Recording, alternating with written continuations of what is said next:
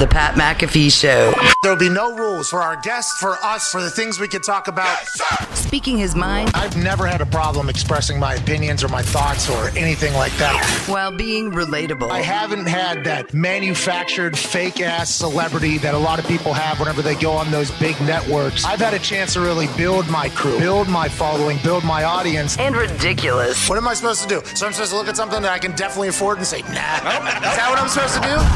The Pat McAfee Show starts in 3, 2, 1. Good afternoon, beautiful people. It is a the last feel-good Friday. Shout out CBDMD from the Fandole Beach House, and we are torn. Yeah, absolutely. Very. Good afternoon. I hope your morning was fantastic. You made it to lunch. Now we got you for the next 3 hours and 15 minutes going into the greatest weekend in the history of weekends. We got Vernon Davis joining us. Let's go. Vernon Davis is the voice of the ESPYs this weekend. The ESPYs is happening this weekend. It is happening. Okay. Yep. We just learned about it whenever we got a chance to find out that we get the Super Bowl champion, first round pick out of Maryland, Vernon Davis, athletic freak superstar, who is also in 6 different movies right now. Yeah. 6? 4 in post-production. He's got 2 more on the way. No, I believe 6 in post-production, 2 more on the way. Vernon Davis has 8 movies on the way, Yeah. 6 that have currently been shot, 2 more. He's got to either be dog-tired or on the precipice of being the biggest movie star on earth. Yeah, He'll be the voice of the ESPYs that are happening this weekend, Saturday, 8 o'clock to 11 o'clock on ABC. I have not heard one peep about the ESPYs other than me maybe being up for one. Yeah. That's right. Oh, yeah. WWE, I was almost up for WWE Moment of the Year whenever I kicked the soul out of that scumbag's body. Hell yeah. Which probably led to this entire thing. I ended up losing. Bad Bunny and I were against each other. His Bunny. Bonitos, the San Benito. So they rigged it. No. Well, it seemed like as soon as I saw who we were matched up against, it was a problem. You know what I mean? Guy's I mean, an international he superstar. sold out, I think, 55 stadiums or something like that, in 22 minutes or something. Tickets It were was- $2,000 It was too. him. Yeah, it was unbelievable. And he got a golden microphone or a silver microphone from Triple H on his way out after WrestleMania too. I mean, there was the odds are stacked. Anyways, other than that, I did not know the ESPYs happened. Vernon Davis is the voice of it. I guess he'll be the guy going, and your next presenter. Yep. So what's the idea behind that? You know, how's he going to project? Is there going to be any inflection, any jokes? You can take any, how are we going to do any promos in there? Or is it just strictly business in there? Because now you are a full thespian with 8 movies on the way. We'll talk to him about tight end football in general, you know. It'll be great to catch up with Vernon Davis. He'd been on the show before. Has he been on the show since he did that crying thing on TV? Yes. I believe so. Did we ask him about it the first time he came on? Yes. Okay, so I assume we did it with, and he gave us an answer that we thought was okay. Yeah. Pretty good. That was an aggressive decision. It led to 8 movies, though. Yeah, so it did. I don't know what anybody else thinks about that clip. I mean, it does make its way around the internet every once in a while where somebody asks him, I think it's on ESPN or maybe NFL Network, I'm not sure, or maybe Fox. Wow. Could be anywhere. ESPN, you got it. It is ESPN. Yeah. And he was asked about his acting, and then he basically said, I have the ability to, and then he goes into a full cry. Yeah. And then they stop, and then they go to commercial. Yeah. And it was one of the most, okay, all right, well, what just happened there? It was amazing. Oh, he can cry on command, which is a big-time thespian move. I guess directors, producers, movie makers saw that, and they're like, get us fucking Vernon Davis, the guy that is faster, can jump higher, seems to be able to cry on command, is incredibly attractive and yoked and smart. Okay, give us that guy. Triple threat. Does The Rock know what Vernon Davis is doing right now? Look out, Dwayne. Does The Rock know that Vernon Davis is potentially snooping around? And I want to I know the Iron Paradise is the Iron Paradise. Vernon Davis is Vernon Davis. Yes. Are we on a crash course right now of The Rock with Kevin Hart, who's also yoked right now? He's posting himself naked on his Instagram every day because he is in great shape. Shout out to Kevin Hart. And happy birthday, bud. Another year around. I've been with Kevin Hart since the Ground and Pound email list days, whenever he was just crushing clubs, and he is a monster certified. But The Rock and Kevin Hart against like Vernon Davis and Gronk, is that what we're staring down in the future, or is it Vernon Davis and John Cena? Oh, I hope so. What are we doing? What do we got That's a going good on? question. I do not think The Rock is worried about anyone coming for his crown right now. Vernon Davis has got 8 movies. This is the most Look Rock out. thing I've ever seen in my entire life. He's got 8 movies on. We didn't know that till what? 25, 30 minutes ago. Yeah, earlier this morning. This changed the entire opening of this show, by the Yeah. way, because he's on in like 20 minutes or whatever. And I was like, all right, let's start doing some research. Ty goes, holy shit, was what Ty answers. This is a lot of movies, right? Oh, yeah. These aren't like independent films. This isn't like Blair Witch Project, or is it like that? I mean, no, not necessarily. I mean, I'm sure a couple of them are a little more low budget, but it's very surprising after COVID where like nothing was getting made. And now, I mean, like there's a bunch of movies that basically just got canceled. So to be a guy who's relatively new and have 8 roles lined up, like that's wild. But I don't think all of his movies combined have the same budget as like The Rock's next movie that's coming out on Well, Netflix. not yet. I mean, so- remember Yeah, Tooth Fairy, huh? Yeah, well, yeah, remember. yeah. I remember those All-time days. classic. Yeah, I remember those days. All right, we'll talk to the next Rock, Vernon Davis, in about 20 minutes, and an incredible bounce back appearance, hopefully for a guy Oh, Yeah. who took 6 weeks off. It seems like. Have we seems seen like this? it. He just popped up on TV yesterday. He was wearing a polo in the morning on Get Up. Yep. He had an incredible tan. Him and Tannenbaum said just wildly outrageous things back and forth to Yeah. each other. Then in the afternoon, he's on NFL Live after the show, looking great, sport jacket on over top of the polo. Wonder if he was told to put the jacket on. Okay, because in the morning I actually said, Dan looks good in the polo. He does. He's got good tan. He looked good. He was rolling his eyes. Dan Orlovsky comes back on the show. Dan Let's go. Orlovsky Come will on, be back. Dane. Let's go. Come on, Dano. I cannot wait for Dan Orlovsky to bounce back. Every time we talk to him, he says something that makes us all go, come on, Dan. And then also something goes, good point, Dan.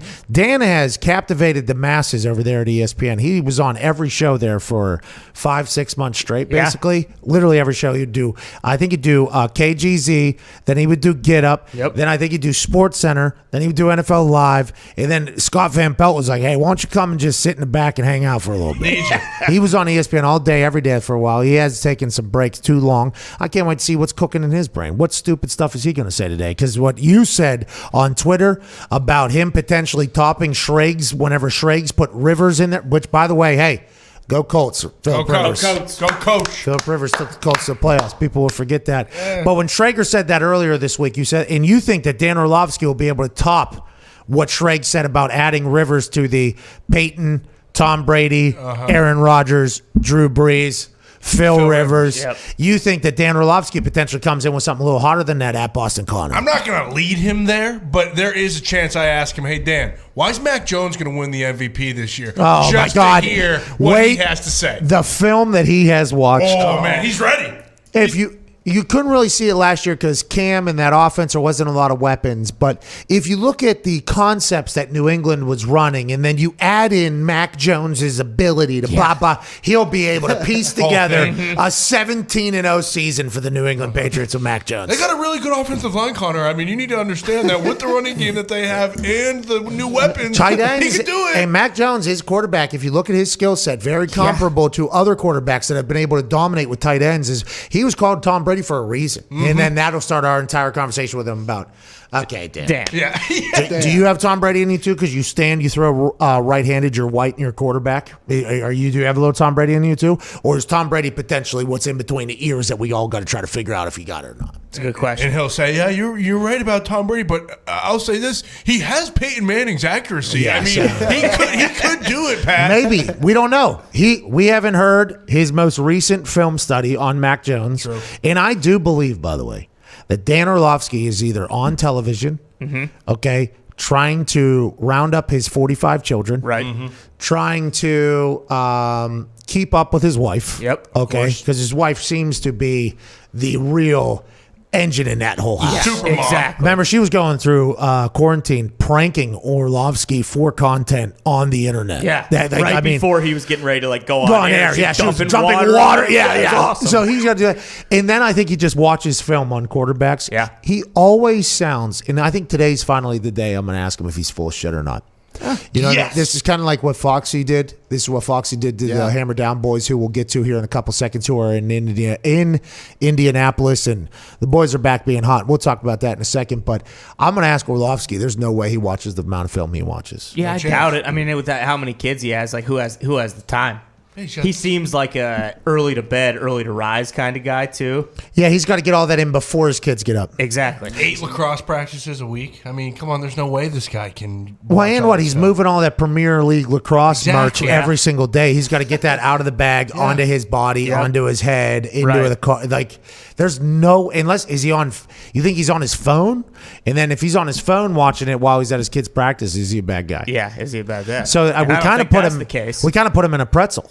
Yeah. I'm excited for that. That's happening 1:05 Eastern Daylight Time. Dan Orlovsky will be coming on. I love talking to Dan, dude. Yeah, he is awesome. Dan Orlovsky, much like Phil Mickelson, much like, Oh God, who who was it? Hajbullah? No. Well, Hasbullah does. Peter Schrager. Yes. Schrager, yes.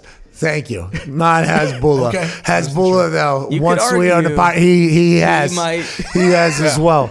But Schrager, Phil Mickelson, Dan Orlovsky, they've all looked in the mirror and bought into exactly who they are. Absolutely confident in it, as they should be.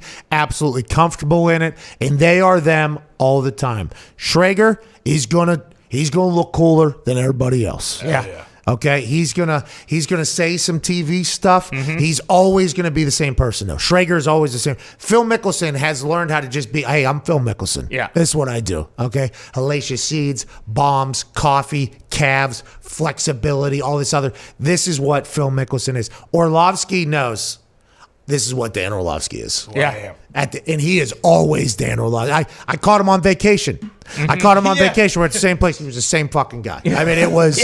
What's going? And when I was a teammate with him, same exact guy. But whenever you get on TV, I think some people try to potentially change who and what because of how they think they should be portrayed or everything like that. Dan Orlovsky has maybe tightened it up a little bit, dialed it in a little bit, but he is fully bought into who he is, and he is all the time. So those who hate him, like, you have to at least appreciate his consistency. And for those of us that like him, as soon as he says something that is completely fucking absurd, we go, it's Dan Orlovsky. Yeah. That's Dan Orlovsky, by the way. I've been meaning to ask you that. The first time we ever had him on the podcast, you know, he was just like very quiet, very dry, like no energy or anything. Like, was that him putting on for like an audience? What he thought was supposed to be. Who he is now, is that more who he was like when you were his teammate? When you're friends with him, yeah. Exactly. Yeah, because you hear everybody who's like, if you're friends with him, he's this type of guy. Right. If he knows you, he's this type of guy. If he likes you, he's this type of guy. Like, there are people that are like that. And I think, I mean, on air and off air, I am the same person, but it's only I'm only around so many people. Right. Like, if I'm around new people, I think people would think I'm much different. I am rather quiet whenever I'm around new people because I have no idea how this could go. I don't know them, okay? They probably don't know me, obviously. I don't know how this is going. Do they hate me potentially? Who do they know? I don't know. So I'm normally pretty quiet and reserved, but Dan, I think he was trying to portray what he thought he should be on TV for a little bit. And he started out, on Twitter, and he started breaking down film. Right. Classic. I mean, there were some other people that started doing that for a bit. Then he started getting in there, and I remember him coming on the show because I loved watching it because he was teaching me something in these little film studies. But it was fucking Ben Stein doing the thing. Yeah. I remember saying, "Hey Dan, can we get some energy in this juice? thing?" And then I think he wasn't as comfortable or maybe as confident in himself to people at that time where I was like, no, Dan, you should be because what you're saying in there is so good. And I think he's gotten to the point now where he's like, okay, the shit that I'm delivering, people do need, and he's become very confident. I think we're better for it. I think we're better for it as a football community, but he will say some things. He go, Dan, okay, hold that one in the holster, pal. Foxy's here, Zito's here. Zito, last day of your production down here alongside Tim McAfee. I cannot say bravo enough. Well done, Z. Well done, Z. You too, Tim McAfee, putting this whole thing together. Got to Thank you, unpack Tim. this whole thing. We appreciate you. Phil Maines was down here for the move in, not the move out, though. No. Huh. Only half at CFO. Phil got stuff to do. He's got stuff to do. Fair. I think he is doing like a fundraiser this weekend or something, a golf fundraiser for a team he coaches. Not a hockey team. No way. Yeah, he coaches a team. Plum puck. Yeah, they stunk this past year. He coaches a team. He's got 10 kids. He's running for mayor. Yeah. Somehow CFO. Is this Orlovsky or is it Phil Maines? 9-figure value company. I don't know how he does it somehow. And he also runs 45 miles a day. I don't know what he does, but hey, Phil. CFO Phil. Attaboy, Phil. Thank you, Phil. Thank you, Phil. I have no idea how you do it, what you're doing, but I appreciate what you're doing. I can never do it. This is the same thing I said to AJ Hawk. How are you so committed to being such a good adult? Like AJ goes to all these of every event AJ goes to, shaking hands, everything. Yep. I'm like, how are you so committed to that? I hope it comes if I have little Midas Michael, you know, like, and I assume it will come where I want to be there for Midas and everything like that. But all this, you know, sideshow, extra bullshit curricular handshaking events, gatherings that you got to go to for the team.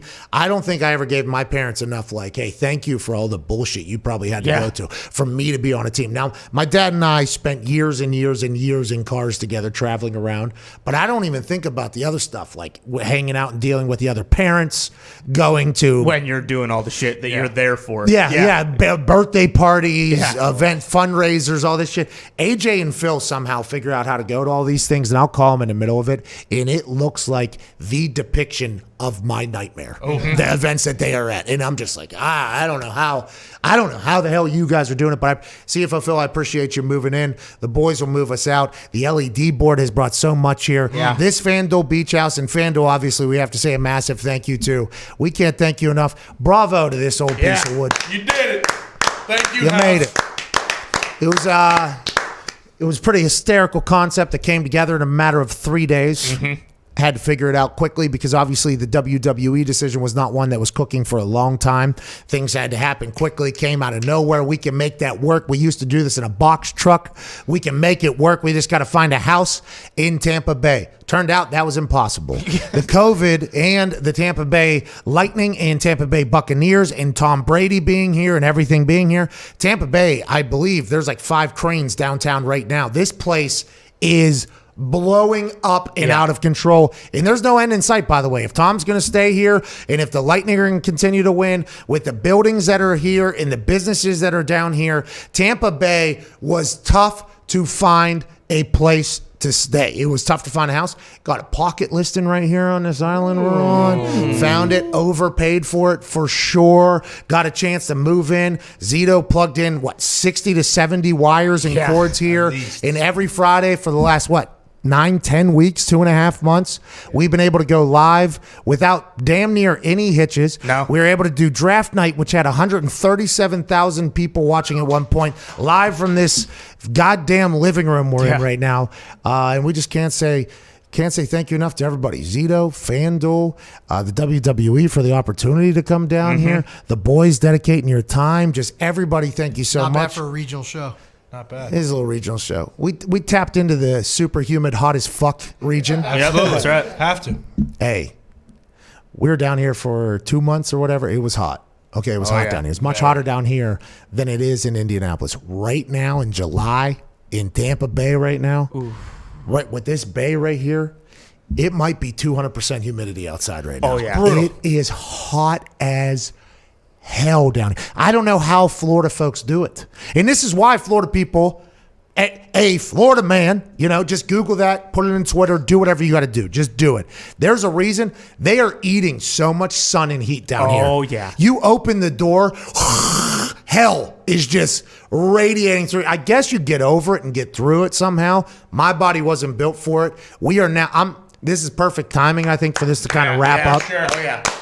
I'm not sure I could continue to go another couple weeks with this heat. It's insane down here. So I guess congrats everybody for surviving the fucking heat down. Yeah, I mean, we walked to the gas station last night at like 10. Why'd you guys walk? 10:30. Just, Well, enjoy Tampa. Yeah, It's our why'd you guys last walk? weekend. Well, we weren't Foxy, gonna did be you here. go? No, I didn't go. I mean, there was a perfectly nice car they could have took. Why didn't you guys take Well, the car? because in front of that perfectly nice car, there was a perfectly nicer Bentley that I didn't want to rear end. So I just Oh, said, no, hey, you could have took that car, though. Everybody takes that car. I drive the Bentley all the time. Zito drove it. We Connor drove we it. thought about it. We wanted to take the car, but we said, you know what, Todd? This is our last weekend in Let's Tampa. soak Why it up. wouldn't we? Are you enjoy guys where we sure are? that is what happened? Yeah, that is what I happened. also had 2 beers on the plane. I'm not going to And drive here. what? What? maybe a couple puffs of a marijuana cigarette. What? But it was fine. Go ahead with those little mini vodkas too. What? Go ahead with that wine. What? Go ahead with that. What? Charles? He had a big old. Captain Morgan. These boys. Diggs, obviously we have a couple alcoholics in the company, and that is something we will have to work through. Okay, I will have to get advisors and counselors in the office staff because there are a couple people that are in my life that are way too young to be acting the way that they are acting, behaving the way they're behaving. Diggs, if you would have seen how high Ty was yesterday, last night, this guy could barely get out of the house to get to the gas station. You hear me, Diggs? Diggs Gumpy, congrats on being back, Hammer Down, boys. Got hot back on the diamond last night. We got the Euros finals this weekend, a bunch of super boosts. How you guys feeling? What's on the show today? The docket, if you will. So, you talking there, it just all is right in the world. You're going to buy the Pittsburgh Pirates. Ty doesn't know his name or where he's at. Yeah. Okay? Yeah, he's married now, too, by the way. This is. There's a huge fight with a capacity crowd in Las Vegas this weekend. We were incredible betting baseball last night. Wow.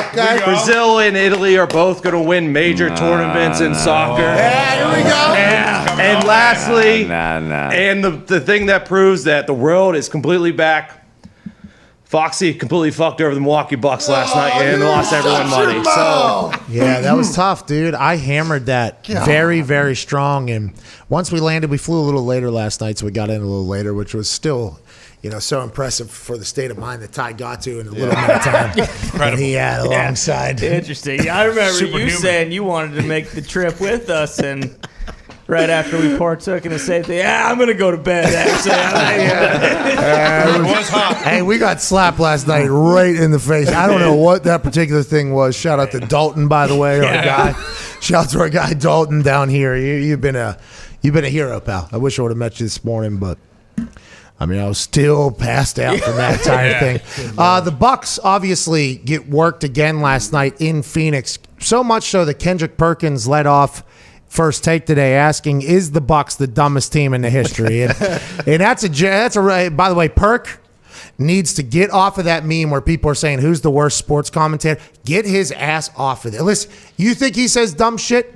We got Orlovsky on 35. We say dumb shit all the time. All the time. The way he says the dumb shit and the good shit is so entertaining. I don't know how people don't like the Big Perk. He led off today's show talking about, is the Bucks the dumbest? Why are they asking that question for the NBA people? Why is everybody asking if the Bucks is the dumbest? And why is that coach getting fired? He's in the fucking finals. And he has the MVP. Is that why? Because Giannis is so good and everybody else stinks? I think the dumbest part that he's alluding to is the paying Chris Middleton and Drew Holiday, kind of the number 2 and number 3 guys, $150+ million when in the finals they're not doing really a goddamn thing. And someone did a little comparison to last year's Eric Bledsoe versus Drew Holiday, the guy they traded to the Pelicans for, and they had the exact same thing, but except they're paying one guy $200 million versus Eric Bledsoe, who's going to be a free agent. So Giannis has no help, always has had no help, and they didn't do anything to kind of get him over the hump, and that's why they're down 2-0. Okay, but they're in the finals, which is further than they were last year, right? The Heat and Lakers were in last year. It's watch that game though, and just watching a couple $1,000 drift out of my account because Foxy, the hashtag follow Foxy, hottest gambler in the office, just knowing NBA, by the way, he knows that I don't know the NBA. He knows the NBA. He comes out saying, and then what? Mitt hopped in. Oh yeah. Oh yeah, and then I think the entire team kind of got on board because it was a team bet, and it is back to hashtag fade Foxy season. Transitioning out of Foxy trying to ruin us, and we'll get back to the Hammer Down boys in Indianapolis because they are an ATM once again, just like they have been for the better part of like 2-3 months at this point. It's absurd. What have you done for us lately? They have won in the fall. Let's hope they will continue to do that. Joining us now is a man who's about to win, I think. Oh, yeah. Ooh. Like win. Allegedly, and we don't know if these facts are right or not, it was a mind-boggling stat that we read on the internet this morning. This man has 8 movies lined up, 6 of them that are already in post-production, 2 of them that would mean are still shooting or still to be shot. Right. Might be the next Rock in this entire thing. He is the voice of the ESPYs, which will air this Saturday on ABC at 8 Eastern Daylight Time. Super Bowl champion, ladies and gentlemen, Vernon Davis. Hey, what's going on, man? How you doing, man? How are you? I'm doing well. Vernon, I'm doing well as well. It is great to chat with you again. I have just a couple quick things we have to hit here. All right. We led off the entire show with this stat that we read about your acting career thus far. You have 8 roles lined up, 6 of them already shot, 2 more on the way or currently shooting. Are you about to take over the entire? Are you about to take over Hollywood right now, Vernon? You know what? I'm just having fun. I'm working on the craft and just at the end of the day, that's all you have to do is just have fun with it. And as long as you're enjoying it and, it's something that you're passionate about, then, everything else comes with it. What are you doing? Are you beating the hell out of people? Are you CIA agent? Are you dad? What are we doing? What's the role? Are we going typecasting yet where you're just shirtless, couple wristbands on, killing everybody, jumping over people? Are we there yet? Where are we and is there range in this 8? Are you trying to find your lane still? What is it going on? Because I read a headline that said, much like everybody who has kind of gotten into a career post-football, they've all said, I hope my post-career is so good that people have to be reminded that I played football. You said that about your acting career. Many others have said that. It's a goal. It's a dream. Have you found it? What are these 8 roles? Are they all similar or what are we doing? Yeah, no, they're all different. I wanted to start with horror, then I wanted to get into thriller, and then I wanted to go to action. I wanted to get into sci-fi. I just wanted to do. You die? Hey, you die in one of these horrors? Oh, in one of the action films, yeah, I died. Oh, no! Spoiler! Damn. Spoiler! Is it? I know. Hey, is it a good death? Like, is it like a full? You know what I mean? Is it a full one?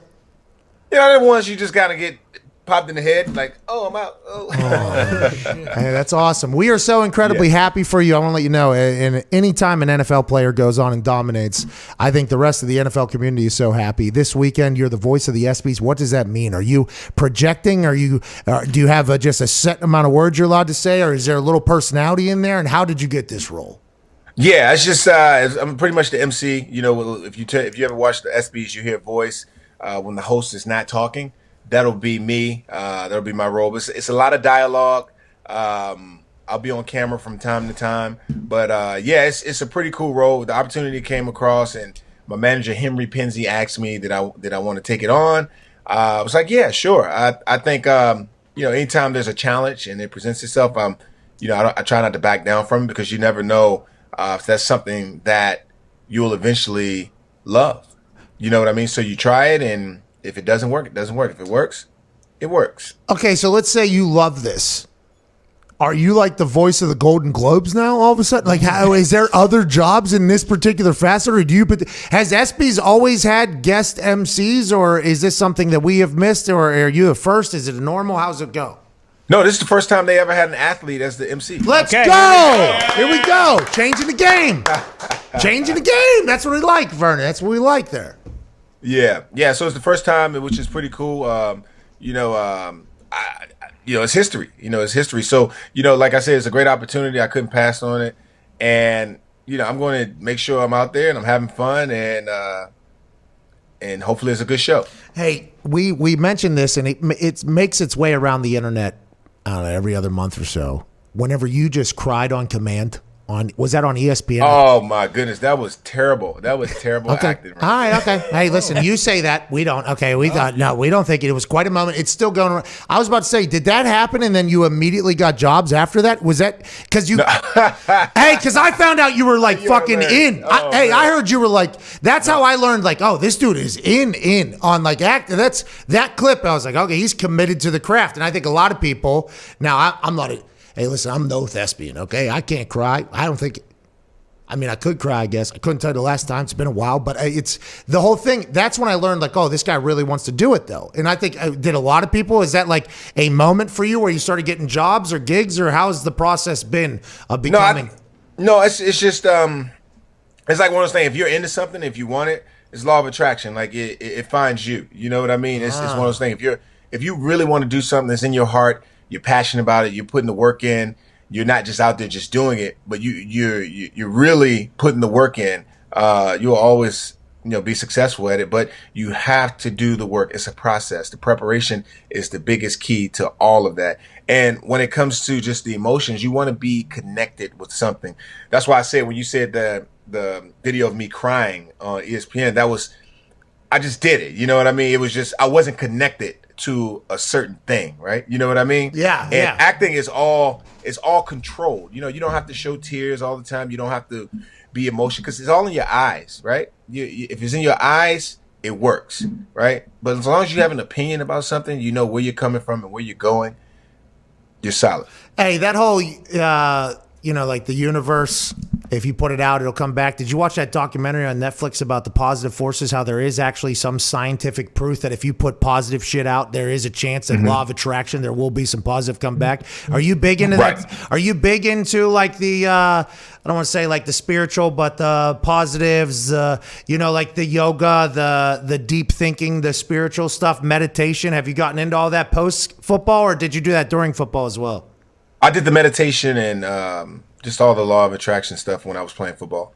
It's just something that I just carried along with me because I mean it's positive, just positive energy, positive it's positive positive people, positive affirmations, just everything. Whenever you have that in your life, it's you're always going to attract positive things. Do you think, was there ever a moment, is there a reason why you started doing that? Because there for a while, right? Was there one moment? Was there any moment? Because we all saw you were, when you came on the scene, at Maryland, you're obviously a stud, but everybody remembers the combine and everybody remembers, hey, there is a guy, okay, who is going to change the game. And by the way, it's now become like the blueprint almost for what a lot of, Kyle Pitts has come out and been like, hey, okay, and there's like the tight end position, which we will talk about, has graduated immensely. It is now one of the most important positions. Not that it wasn't when you were there, but then we saw it all unfold publicly. You were made into a star, and when you become a star, no matter what happens, good or bad, it gets covered.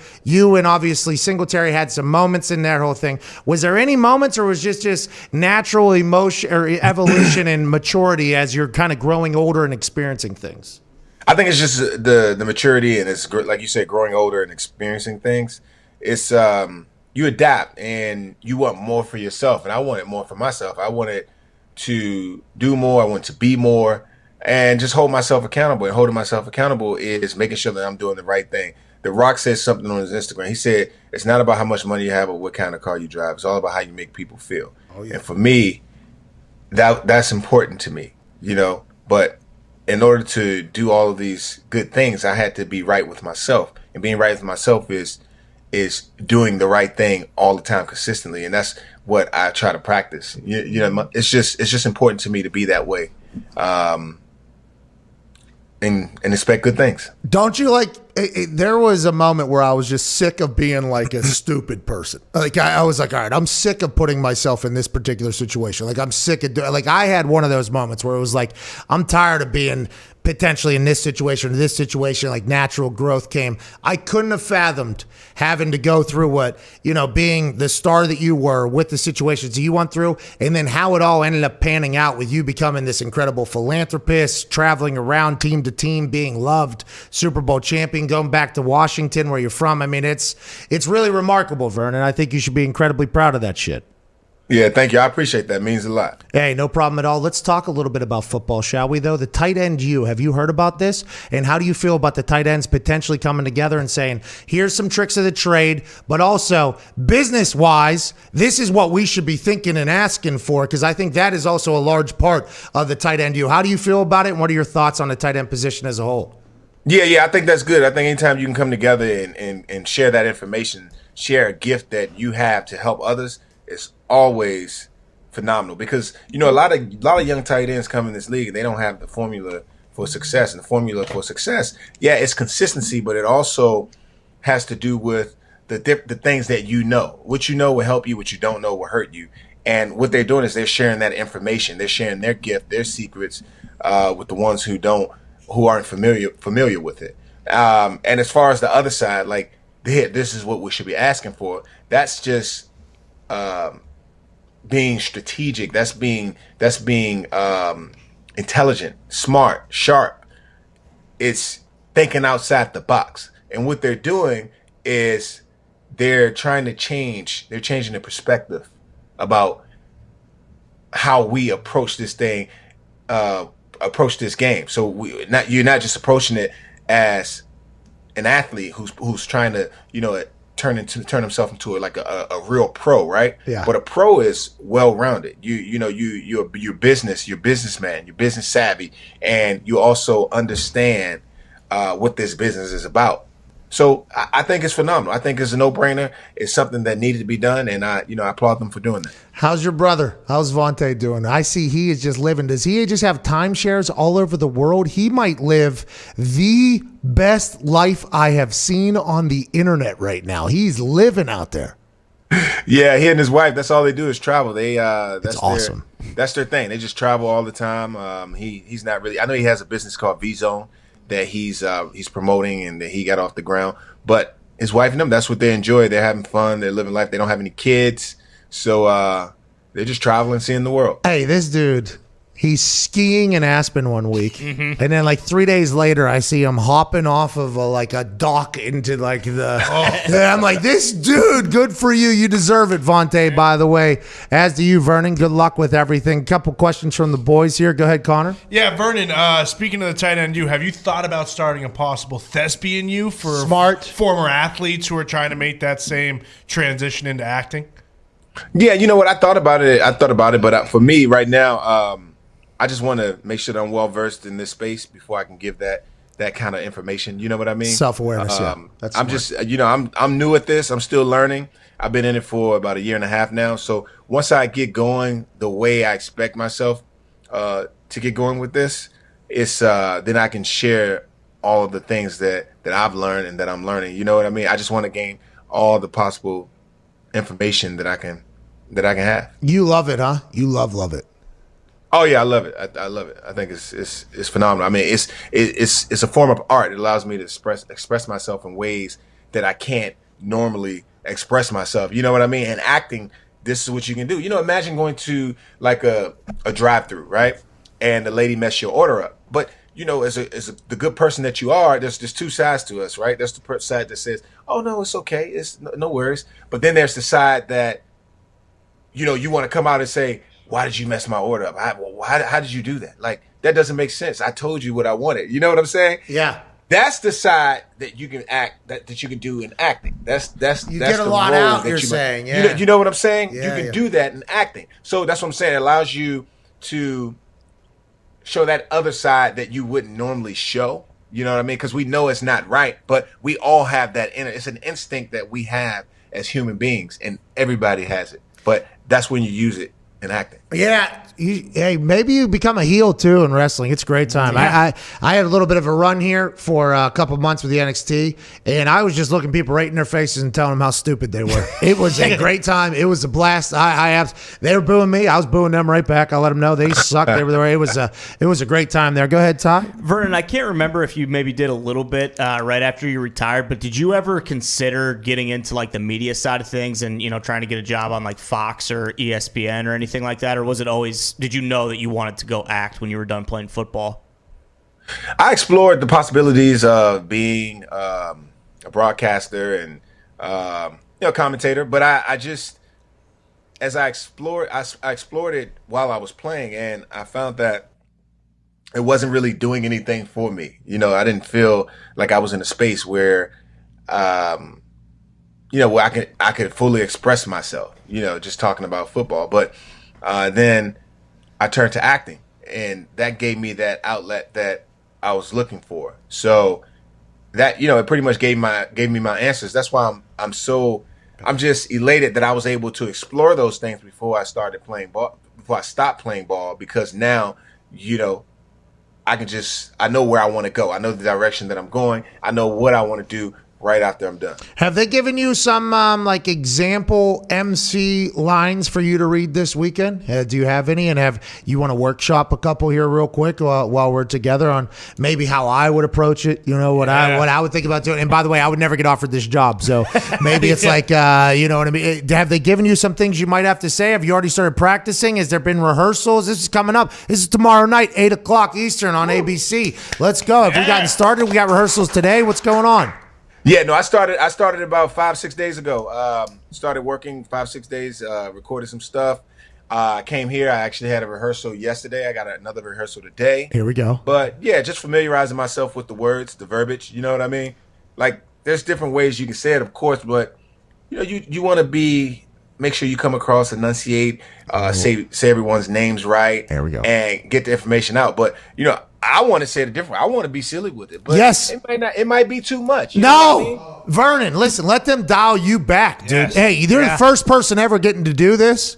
Okay, so this means that you get to, by the way, you're the one that gets to figure out how far and where. I think you got it. I feel like you have pretty good self-awareness here. Yeah. Ask if you're going to teach people how to act. You're like, I don't really know what I'm doing yet. I don't know if that's the right thing. That's good self-awareness, it feels like. So I think you'll know if it's good or not. I think the internet will tell you quickly as well. So I think you'll get a good feel for it. But you can't just be the basic ass bland. No. Can't do that. Can't do that, Vernon. No way. You're Vernon fucking Davis, dude. Come on, Vernon. That's what they have you there for.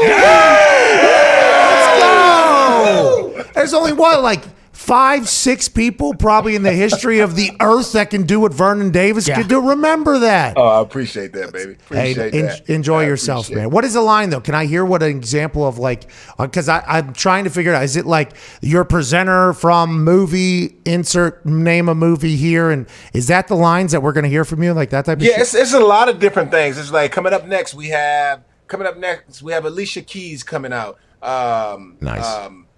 Like tosses like that. Welcome to the 2021 ESPYs on ABC. Here you know, we Hey, that's some powerful words right there. Welcome to the 2021 ESPYs live on ABC. That's big words right there, Vernon. Yeah, it's cool. It's cool. Welcome to the 2021 ESPYs on ABC. Sierra, is that what you're going to do? Is that what you're going to do? Are you going to do that? There's some range there. Hey, there's some range there you can work with. Good luck. Enjoy yourself. We can't wait to hear it. And if you do terribly, which you won't, but if you feel like you did, who cares? Just keep it moving. You got 8 movies coming out. Yep. You're about to dominate, man. We can't thank you enough for joining us. Good luck tomorrow night at the ESPYs. Ladies and gentlemen, Vernon Davis. Thank you, Vernon. That's interesting, you know? Mm-hmm. First one, not to be like the standard voice of God.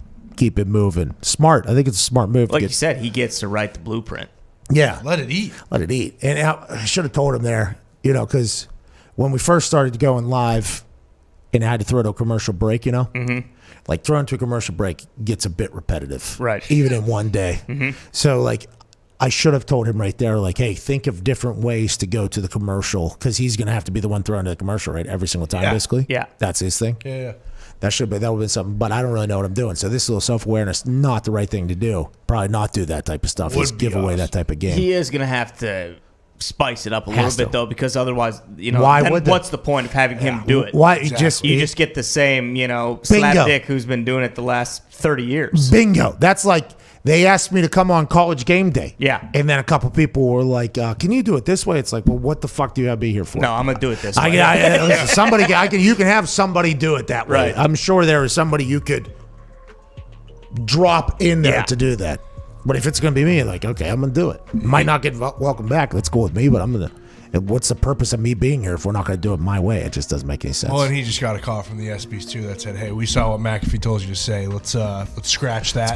You stick to the script. Yeah, we already told you what you're going to say, pal. So stick to it. There's no real conversation here on what we're saying, how we're saying, where we're saying. Okay, this is where you're saying it. Bingo, when we tell you. This is what you're saying.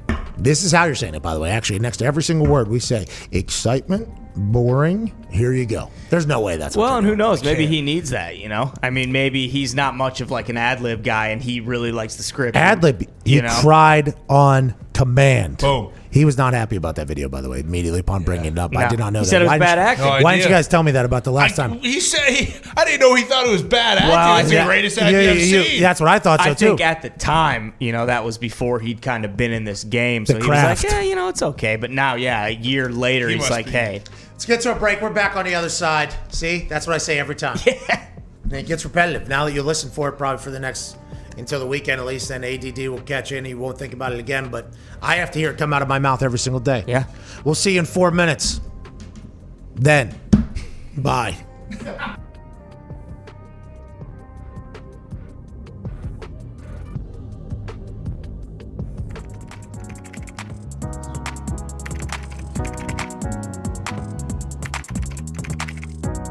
The Zito production with 4,000 wires, there is no reason that studio should have worked as well as it did. How long did this take? We got here yesterday.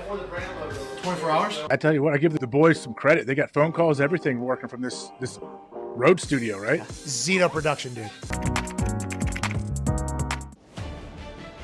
Hey, Phil, do you know the front door code? Ty's gonna go try to break into the house to get the garage door opener so we can get in. Yeah, the other way to open Yeah, dude, what am I supposed to do here? Fuck, dude. Like, what are we supposed to do? People should not tell me this stuff. They know they should. Can't do it.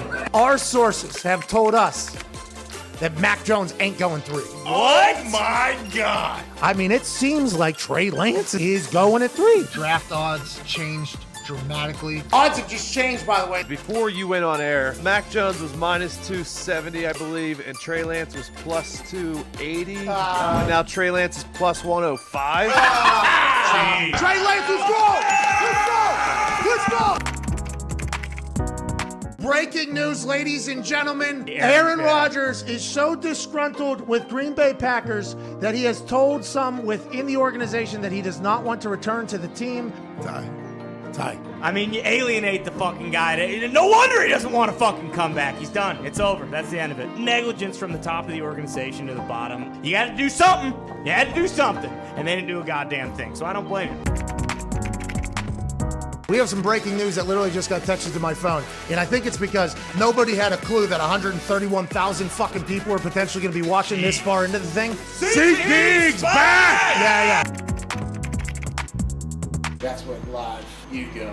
Now, wait a minute. No, you didn't. And then let me talk. And then, no, you didn't. Yeah. What if this works? Yes, I did. Yes, I did. Yes, I did. I had this. No, you didn't. I had this. I had it. Trust me. Can I talk, for Christ's sake? Okay, fine, yeah.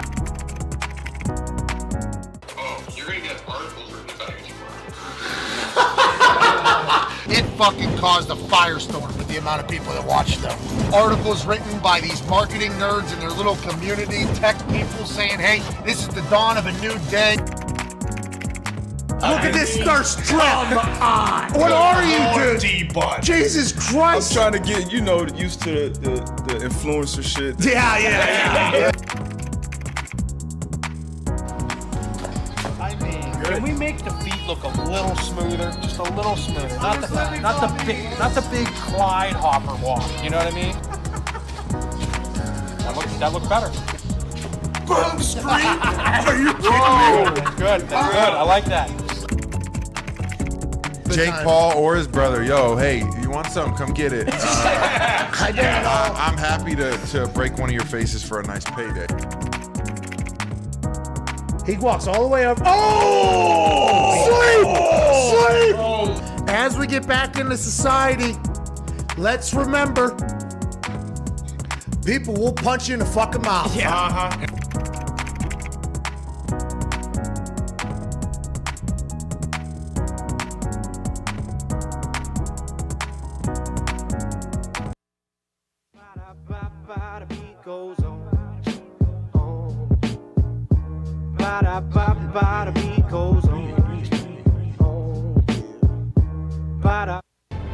This is the Pat McAfee Show on Sirius XM Mad Dog Sports Radio. We thank you for taking the time to seek out this small regional show that streams internationally. Here's Pat and the boys. Welcome back to that show. live from the FanDuel Beach House on this last Feel Good Friday. Shout out to CBD MD live in the FanDuel Beach House down here. This place has been top notch. Foxy just ran the thank you to the house video that he created yesterday and into this morning. The moments that we have had here over the last 2.5 months are massive, monumental. Can't thank everybody enough for being a part of it. The WWE and SmackDown, the opportunity to come down here, quickly throw this thing together. Zito, Tim McAfee, Phil Main's production. It all works. I don't know how, but I'm pretty pumped up about it. Now, what is next? Houston, Texas next week. What? What?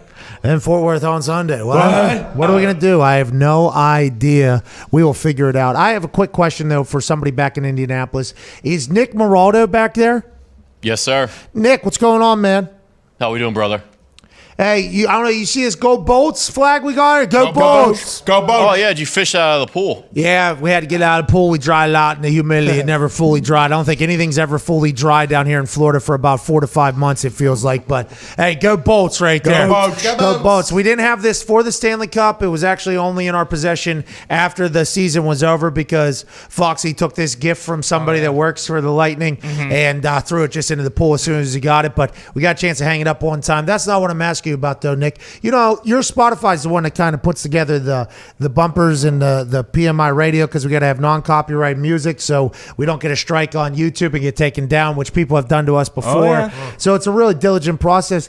Nick, what is This Is Akon? You get into a big This Is Akon kick because remember, what was that? It was the Tears of Sadness playlist. Yeah. Hopped in top of the Serious Bumpers and PMI radio. On his playlist, I have an area over here. In the one time This Is Sadness just popped up and I had to ask Nick, like, hey, is everything okay, dude? Like, these songs are like bad songs, these ones. Yeah. So it's like we only share, we share friendship, obviously, and obviously that whole thing. But when you get a chance to see somebody's Spotify, I think you start to learn about what's going on behind the scenes. Oh, yeah, in between the ears. And that This Is Sadness thing, he kind of lets seep out. He forgot that I would see that, which then led to a full boom, boom, boom, boom, boom. What's going on? Nick, it is great to know that you are at a stage of life now where Akon music is floating back in. This is Akon, #1 playlist in this little thing over here. What are you doing? You partying? Hey, you and Carly getting after it over there? Hey, locked up, let me out. Is that what's going on, Frank? What's going on? We back on Akon? Teddy Payne's back into my life after that documentary. Are we rolling this thing back, Nick? Are you partying over there? Slow news day, Pat? Slow news day, but it's something new in my life. It's something that's popped up in my life. Tell me about this Akon. Are you and Akon getting after it or what? And it is a very a couple of Fridays ago while you guys were living it up down there in the beach house, we were playing some music in the office and we went back and we went through the year of magic that Akon had in specifically 2009. I mean, this guy just banger after banger after banger. He was relentless. He wouldn't quit. So we found him all in this playlist and we were just jamming out one day. Okay, well, I like this is much better than the I want to think about killing myself list. You remember that one? What was that all about? That came out of nowhere, and I think that the playlist was a gift, Pat. Well, I think we should. I mean, I think now we're at a good spot there, but at the time we should have seen that maybe as a red flag early. I don't know. I'm not 100% sure, but I'm happy we powered through it and you don't view things the same way I do because it's amazing where you guys are at. But that one was alarming. This one, fantastic. I wish we could play some of those 2009 jams. Nick, what's your favorite one if you had to go back and really think about it? Probably the Put the Blame on Me is it really that one really hits home. Who was it? Akon was on every song, and T-Pain was on every song there for like a 4 to 5 year period. Yep. Bangers. And who'd Akon? Akon Gaga, right? Akon created Gogs. Really? Yeah. Did she? Yeah, I think so. And they got into it because he owned all the rights and everything. He ended up giving it back to her or selling her or something. Like something happened. Then he saved Africa. I think he did a bunch of stuff. Akon took over the world like very quickly. He might have been a 90-year-old man that just got out of jail and he just made great beats and had a good song. And he just took over everything out of nowhere. Then he started giving back. I don't know how him and the Gogs are, but yeah, Akon had a hell of a run. It was nice to see. I forgot about him until right here. Yeah, actually, yeah. You better watch his back though. If he is wrong, Gaga. Her fans will try to take his head off. Hey, they got her dogs back. Yeah, exactly. That's right. That person that was trying to steal that particular dog on that particular day, those two dogs had no idea what he was in for. And I assume that's pretty sexist of me, just to assume it was a man, but stealing dogs, I assume it's a guy. I think it was. And then all of a sudden, a public announcement from the GOG guys, they're like, excuse me, you're going to return there, we're going to kill you. And all of a sudden, the dog's tied up on a pole. I don't think we've seen the dog walker either, have we? The guy who got attacked. I hope the dog walker's okay. I would like to see more of Akon, though, if he's bringing back the bangers and the GOGs. On the other side, we got some stupidity probably from Dan Orlovsky. Let's go.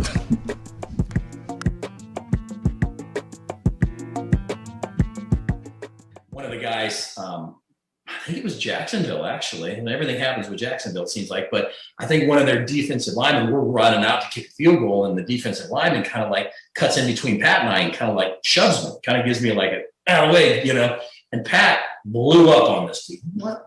You're mine, you know, explicit, you know, and the guy's like, what? You talking to me? Like, oh. Again, too many explicits to get into, and it's probably not appropriate, but he went off on this guy. And I'm like, dude, that guy's bigger than both of us combined. What are you doing? He's like, man, ain't nobody going to touch you like that. And I was like, hey, man, I appreciate it. Bang the field goal. I think Pat was probably giving some fingers to him as he's walking off and stuff. And I tell you, it's just so many little stories and fun things like that that you half forget until somebody mentions it and you're like, oh, yeah, I remember that. So, yeah, This is Remember the Titans. How's it going? My name is Pat McAfee. I do a lot of things. Today, I am a professional analyst getting ready for the Thursday Night Football opener in beautiful Nippert Stadium with the Cincinnati Bearcats here at Higher Ground. This secluded world.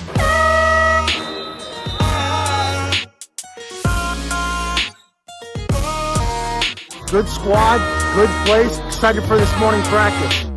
I'm obviously unbiased, but I'm pulling hard for Cincinnati to do well on Thursday night. I like to say, I'll eat clipboard quarterback.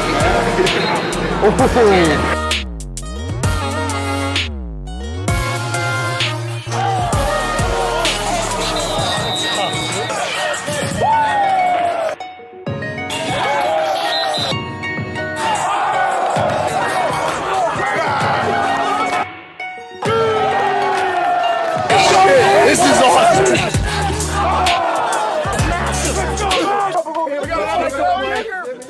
And we got hopefully a future NFL kicker. Let's see what you got. Come on. This is great for the brand. This guy's an athlete. Athlete.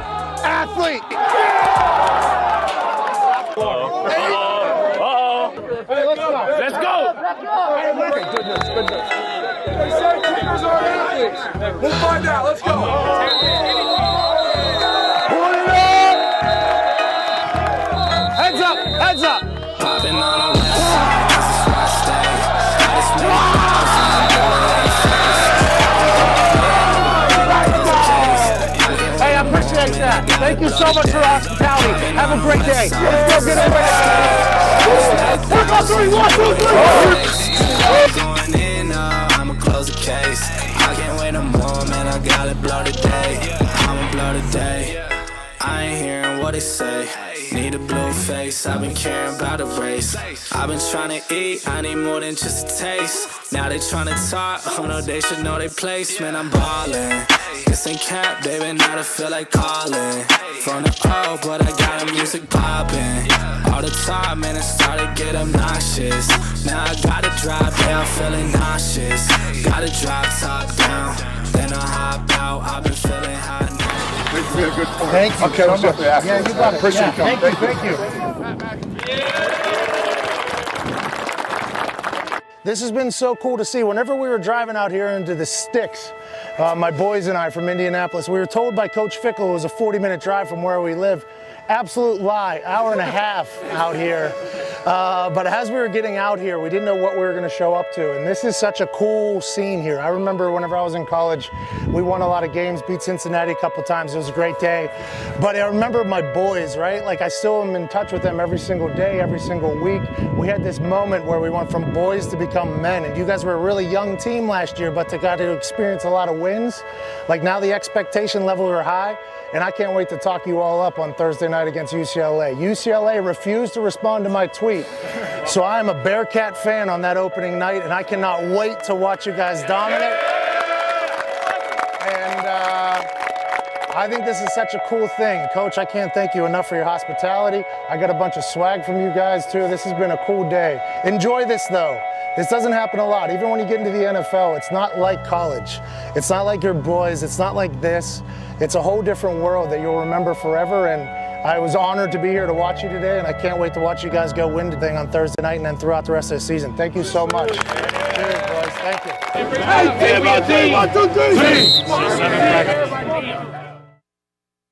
Assume Raj had to walk in there and do a full, you know what I mean? Yeah, curtsy. Hey, we're bringing a big sports stooge thing over here. Is that okay? Yep, deal. Perfect. Let's get some tea. Let's get the fuck out of here. How do you think that went between Raj and the Queen? You think she liked them? Yeah. I bet she liked him. She probably knows a lot. Like, what if she's sitting there and then all of a sudden she's like, so what about the Deshaun Watson situation? What about the Deshaun Watson situation? What about the Deshaun Watson situation? That was spot on accent. Hit that one out of the park. Like, what if she's really dialed in to the NFL?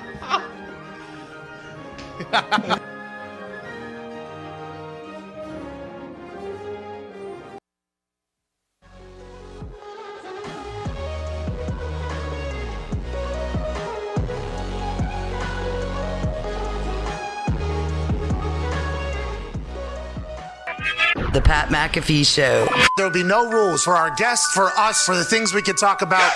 Speaking his mind I've never had a problem expressing my opinions or my thoughts or anything like that.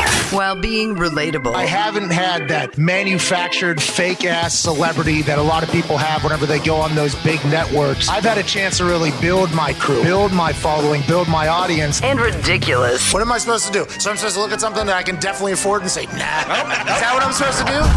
The Pat McAfee Show starts in 3, 2, 1. Good afternoon, beautiful people. Hour 2 of the last Feel Good Friday. Shout out to CBDMD live from the FanDuel Beach House down here in Tampa Bay. Go Bolts begins right now. Go Bolts. Hour 2, here we go. 1-833-4-McAfee is our phone call number. That's it. Hey, that's our phone call number. Listen, if you're going to make a phone call from your telephone, you call the phone call number of 1-833-4-McAfee. You will potentially get through and get on air. We cannot wait to chat with you about the beautiful week that was. At Ty Schmidt and at Boston Connor down here with me. Evan Foxy and Zito are behind the cameras. Back in Indianapolis. Hammer down, boys. Nick Moraldo, Mitt, Bill, everybody back there. This has been a hell of a run down here at Tampa. I thank everybody. Joining us is a man who was and did make an appearance on the biggest night that came from our YouTube, this house, and probably our company's history whenever you talk about live anything going on, maybe just anything going on. 137,500 people watching at one point on draft night. And I don't think it was when this man was on the phone, but it was at some point during a show that this man was on the phone. This man was a friend of mine, a teammate of mine back in Indianapolis. He actually almost lost us Andrew Luck by winning us games at the end of the year in a redemption tour so he wouldn't be the only quarterback to be on 2 0-16 teams. He said, not on my watch. Almost sent Andrew Luck to, I think, the Rams, who had the number 2 overall pick that Washington inevitably will go on to trade 15 first rounders for. You get it. Just could have changed the course of everything. Good guy.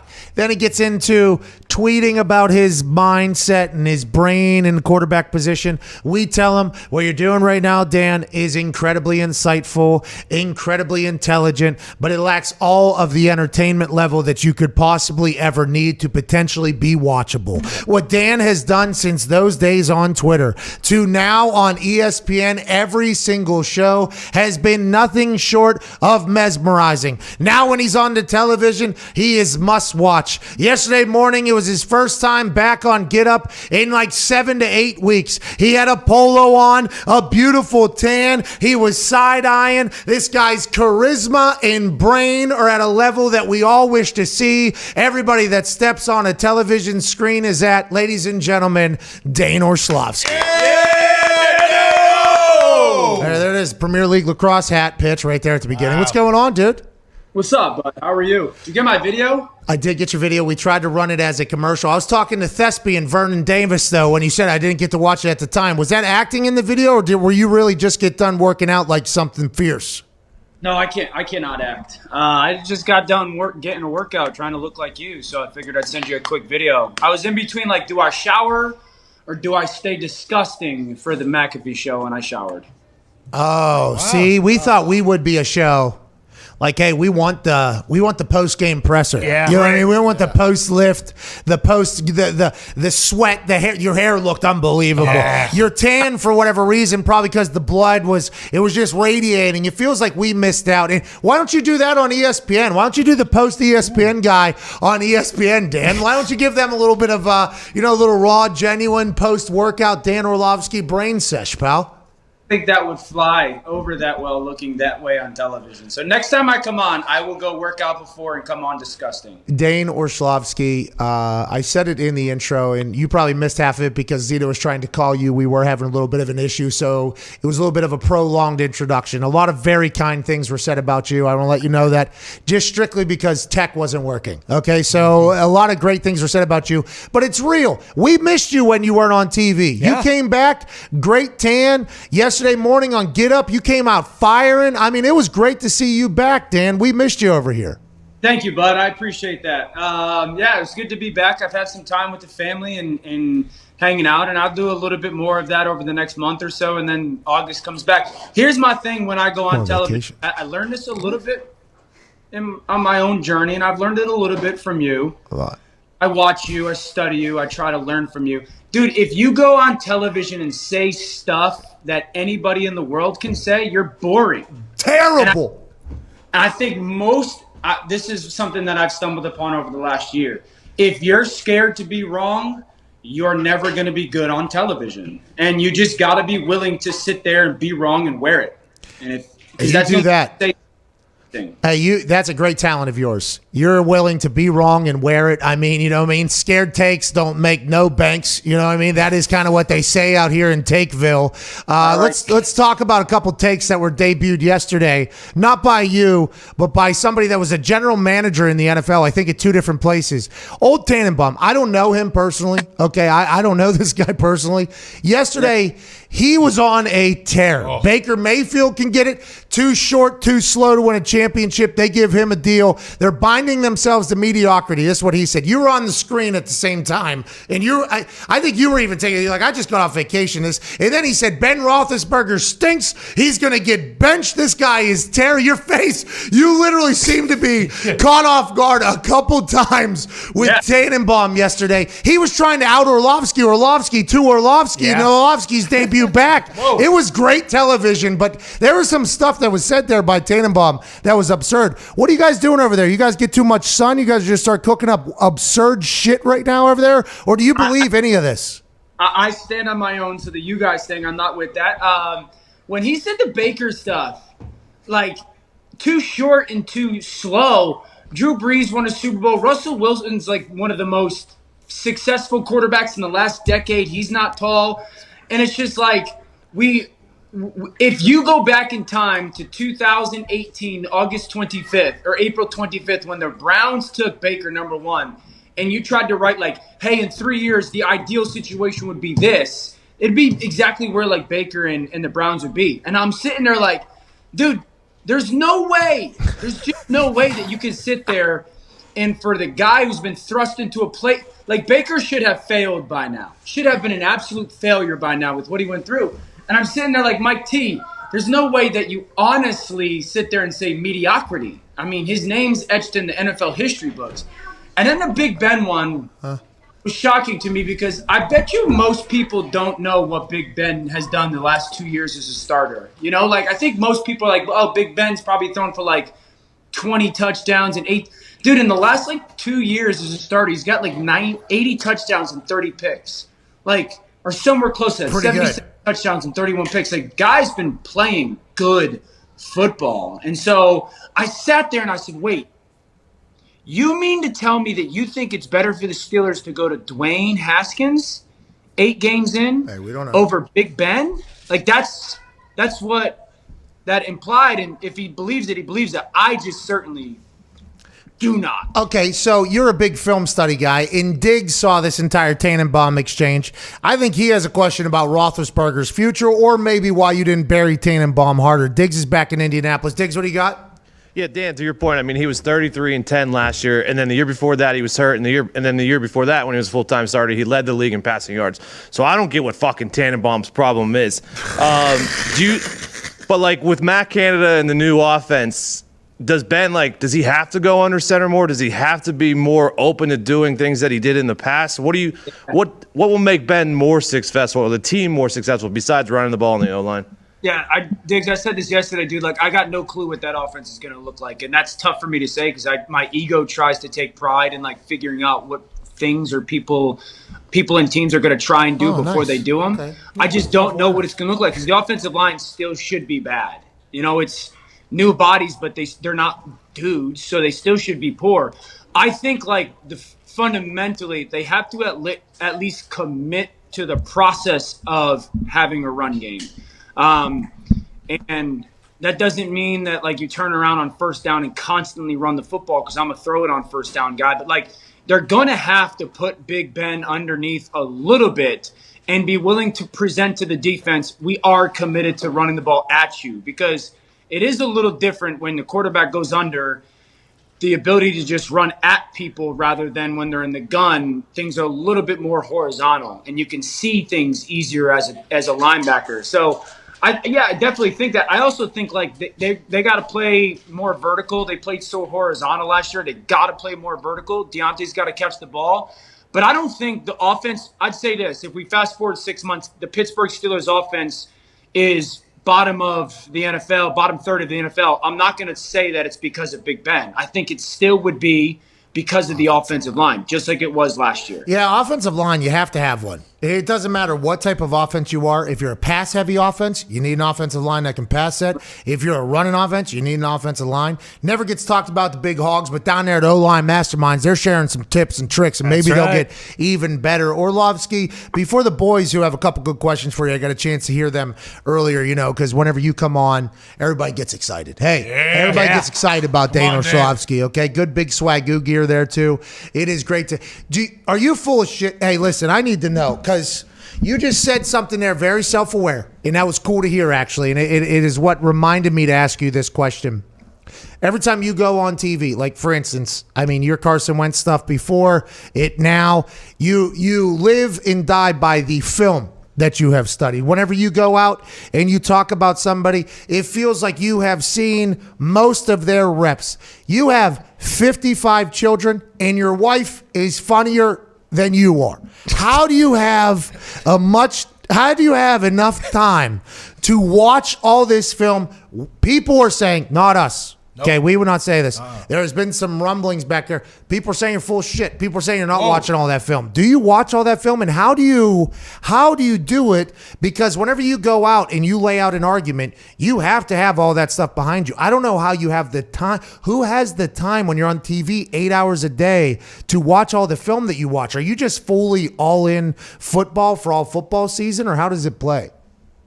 I watch every single snap. I watch every NFL snap by Thursday morning of the game week because then I have to prep for college football. I've watched every snap from last season. I would say I've watched half the league more than once by now. Dude, I'm not a sleeper. I'm not a big sleeper. I got triplets that are 10, so I haven't slept in 10 years. Dude, this is what I do. So, NFL Game Pass. Shout out to NFL Game Pass. Shout out. They haven't done shit for us, but but so Sunday morning comes. Sunday games start at 1 o'clock. I got 4 or 5 games on that I think are going to be most important. I watch all those games all the way up until the 7 o'clock hour, right? The 1 o'clock and the 4:30 kicks. Yeah. Between 7 o'clock and 8:30, I got 90 minutes. I will rewatch 2 games in NFL Game Pass on the condensed version, and the condensed version is just the play. It's the broadcast, but it's just the play. No commercials, no chit-chat in between. It's just the play. I can get the 2 most important games rewatched then. Then I'll watch Sunday Night Football. I'll wake up Monday morning at about 3:30. I'll hop in the car. I'll watch 2 or 3 more games that we will talk about Monday morning on the condensed version. Get done with work in the morning in New York, hop in the car to Bristol. I watch 2 or 3 more games, condensed version on the way to Bristol. No way you're doing this. No. What are you doing? Are you over there? Just give me every piece of Adderall that you have in the tri-state area. How do you have the mental conditioning to just watch film all day, every day? You just absolutely love it, huh? That's like the thing you would. Yeah. My initial answer is I'm a loser. That's what. Self-awareness is high today. Yeah. 2, that's what I did as a player. That's all I did. Watch film. 3, my ego. I don't want anybody else to find something before I do. So, that's part of it. I don't want to be on television talking about something I haven't seen because you get exposed to the internet. I watch. By the way, I try to watch literally every single game. I have 6 TVs basically everywhere that I watch games at. It's just I try to watch it because I don't want to watch Red Zone either because it gets rid of the flow of the game. I like to see how a team is doing. It is difficult though, and then you'll get up there in front with your stupid iPad up there, and you will do this. Look what I found here from this 2nd and 4 in the middle of the second quarter, and this leads to this fourth quarter 4-minute drive offense decision that was made. I'm like, how does this guy find it? You literally, I think, have to look at it all. Now, you've missed a lot, so film has lied to you. They say the eye in the sky doesn't lie. That has lied to you a lot. You have said some things that have been very dumb, but some of the stuff that you have said has been so profound. It's why we miss you, bud, because we know that you're putting in the work, so whenever you say it, we can be like, okay, there's a reason Dan is saying this. What is it? Let's get to it. Connor, what's your question? Yeah, Dan, can you explain to the people why Mac Jones will win Offensive Rookie of the Year and possibly the MVP? And then quick follow-up, why is the logo on your hat trying to run off your head right now? That's a great question. 2 great questions. Oh, it's a sticker that probably has been. No, they got some bullshit. Little head, look at how strapped in this is. I got a little head, so the pressure on this logo is under. It's like you on asking a girl on a date, a high amount of pressure. Oh, that would never happen, Dan. So joke's on you, idiot. I think he kind of shot his shot at Lisa Ann earlier. Hey, Lisa. I think he's going to be really good in New England. I think that they're going to go back 25 years to the style of football that they play. Yes. I think the league is going to go spread out. I think the Patriots are going to shrink down and just smash football and run it a ton. I think Mac will own the line of scrimmage and be super accurate with the ball. MVP's a little bit of a stretch. But I think Rookie of the Year is probably a little bit of a stretch too. I think he's going to be good. Who's Rookie of the Year then? Come on. Rookie of the Year? I got to think of who he's drafted. First pick was... Oh, this guy stinks. He's going on vacation. You don't even have your fastball anymore. This guy, you don't even know the rookies anymore. This is unbelievable. Hey, let's get back, huh? Let's get back into it. Let's stop breaking hats. All right, let's get back into it. We thought for sure when we let off the show talking about him asking that question, we thought you were for sure going to say, from the film that I saw, the intangibles that Mac Jones has with the offense that New England is putting together with those 2 tight ends, all signs point to Mac Jones absolutely dominating here. We thought that was going to happen, but you got your hat broken. You kind of got distracted. You kind of lost it. You don't even remember who the rookies are now. Dan, let's get off it. Oh, to hell with Premier League Lacrosse. There's another lacrosse company, by the way. There's another league coming out. Oh, that's the only one? No, this is the only one that sent me a hat. So. Okay. Shout out. So your allegiances are bind due to the free merch. Shout out. Hey, Kaminsky, shout out. Hey, shout out. Kaminsky. Shout out. Who, Frank Kaminsky's on the... Frank the Tank? He's a part of Premier League Lacrosse? What are you drinking, Pat? This is green tea, dude. Oh, gosh. Green tea. What's wrong with regular tea? I don't like the taste. Is there sugar in it? None. Huh. Good for you. What are you drinking, Becker? I see you're fine china. You live well. You play lacrosse. You do the super white stuff. You got triplets. What are you drinking over there? You do whiskey, scotch, wine. What do you upscale whites with a lot of kids try to get drunk? Are you a big wine guy? That's a microwave and a coffee pot. Nah, every other shoulder, you dumb. Where you're. Con. Those are wine glasses. My wife. It's It's almost like exactly what I just said. Yeah, I mean, you tried to do the whole like blocking that whole thing. I don't know what. That's my wife's cabinet. Oh, you have your own Scotch cabinet, or what do you do to kind of drink away the sorrows? I don't drink. I can't drink Scotch. True story. So, my freshman year at UConn, I had never drank before going into college. I never drank in high school. So going to college, it's like our first time. I think it's our first weekend up there. I got a buddy from Florida, dude named Mike Cota. She's like Captain Morgan and Coke, right? So he's got this Captain and Coke. Morgan, Captain and Coke. I have the first one. I'm like, this is nothing. This tastes like cream soda. And I have like 4 of them. Never drank before. And buddy's like, yo, slow down, dude. I'm like, this is nothing. I drink like half of the handle in an hour. We go out to a place on UConn's campus called Husky Blues. I'm there for like 3 minutes. And they ordered a round of drinks. And I was like, here, fellas, here's a credit card. I don't even know how I had a credit card or a debit card or something like that. Threw it in. I was like, I got to go to the bathroom. I'm walking to the bathroom. Dude opens up the bathroom door, and I just poltergeist all over him. Oh, yeah. Time for the old dark alcohol for Dan. Hey, what was that other terrible shit that was around at that time? Captain and Coke had its run. Rum and Coke had its run.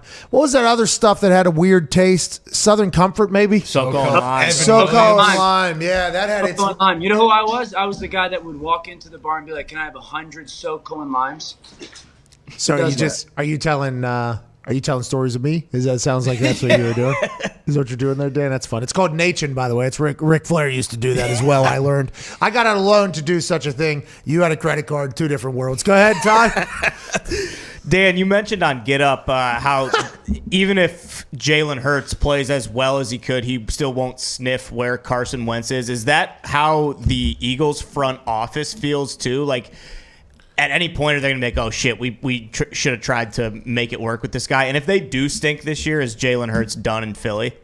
Yeah, so, I absolutely believe that there are members on that front office that go, why did we make the decision that we did? I don't think that there was uniformity within that pick. Is it an assumption of mine? Absolutely. But I just can't see a front office that watched, what so many people watched, said, or maybe knew Carson a little bit more relationally, said this is the right pick for us in this situation. And the point for my comment was yesterday. I think Carson Wentz is going to have a really good season in Indianapolis. Okay, so if Carson Wentz plays as good as he's capable of, or close to it, and Jalen Hurts plays as good as he's capable of, or close to it, they're not close as players. Carson Wentz is superior as a player. Do they have to go do it? Of course they have to go do it, everybody. But, that's just the truth. Do I think that the Eagles could potentially regret massively the decision that they made? Absolutely. Yeah, but Carson Wentz, hold on, though. So if they regret their decision, that means you think Carson Wentz is going to have success. But there's no way Carson is going to have the same success. Let's say he has success still in Philly after everything that happened mentally. Don't you think that was completely like, I know hindsight's always, 50-50. Cam Newton was that. Uh-huh. But don't you think that was kind of like, they have to understand that Carson Wentz was never going to be good with the Eagles again? Don't you think that? Do you believe that was, what's that, what was the break, irreconcilable differences was the report, and then everybody gets kind of thrown away, and he seems broken. He's playing bad. He's throwing picks. He might be good for the Colts, but there's no way that Eagles fans or the Eagles place should be like, oh, he could have played like that for us. I think that ship was long gone, right? No, I think that's a fair thought process, but maybe it's not tied to a singular decision, that there's multiple decisions that led to the situation, and the finishing was the nail in the coffin was the Jalen Hurts selection, right? And so whether you think he's mentally weak for it or not, I don't have time for that. But do you? You think he's back? You think he's going to bounce back no problem? I think he's going to have a very big year. I also they might win a fucking Super Bowl then. Yeah. Hey, if he has a very good year, I think they're one weapon. I think they should have got one more weapon. But if Pittman and this new guy, Michael something, they're saying he's an absolute baller. Paris is back. JT's back. Offensive line's back. TY's back. Defense is back. Special teams is good. If he plays, that team has a real chance. I mean, they got stared on Julio twice now. They could have had him. I got 3 thoughts on the Colts when it comes to Wentz a little bit too. So I think just as important as Wentz playing good is the health of Fisher. You know, like Eric Fisher's got to be healthy for them. That is a huge thing. Hey, did you hear what Ballard told me about Fisher? No. Okay, so I texted Ballard. Let me get to it. A month in or something? What's that? Didn't you say like a month into the season or something like that? Yeah, he said like he has patience. He's not going to rush him. It's a long season. So I don't know if that was him at the time. They didn't know when he would be back or if he knew and he was just trying to put expectations or what it was. But that's where his mind was at. Does that change anything for you or no?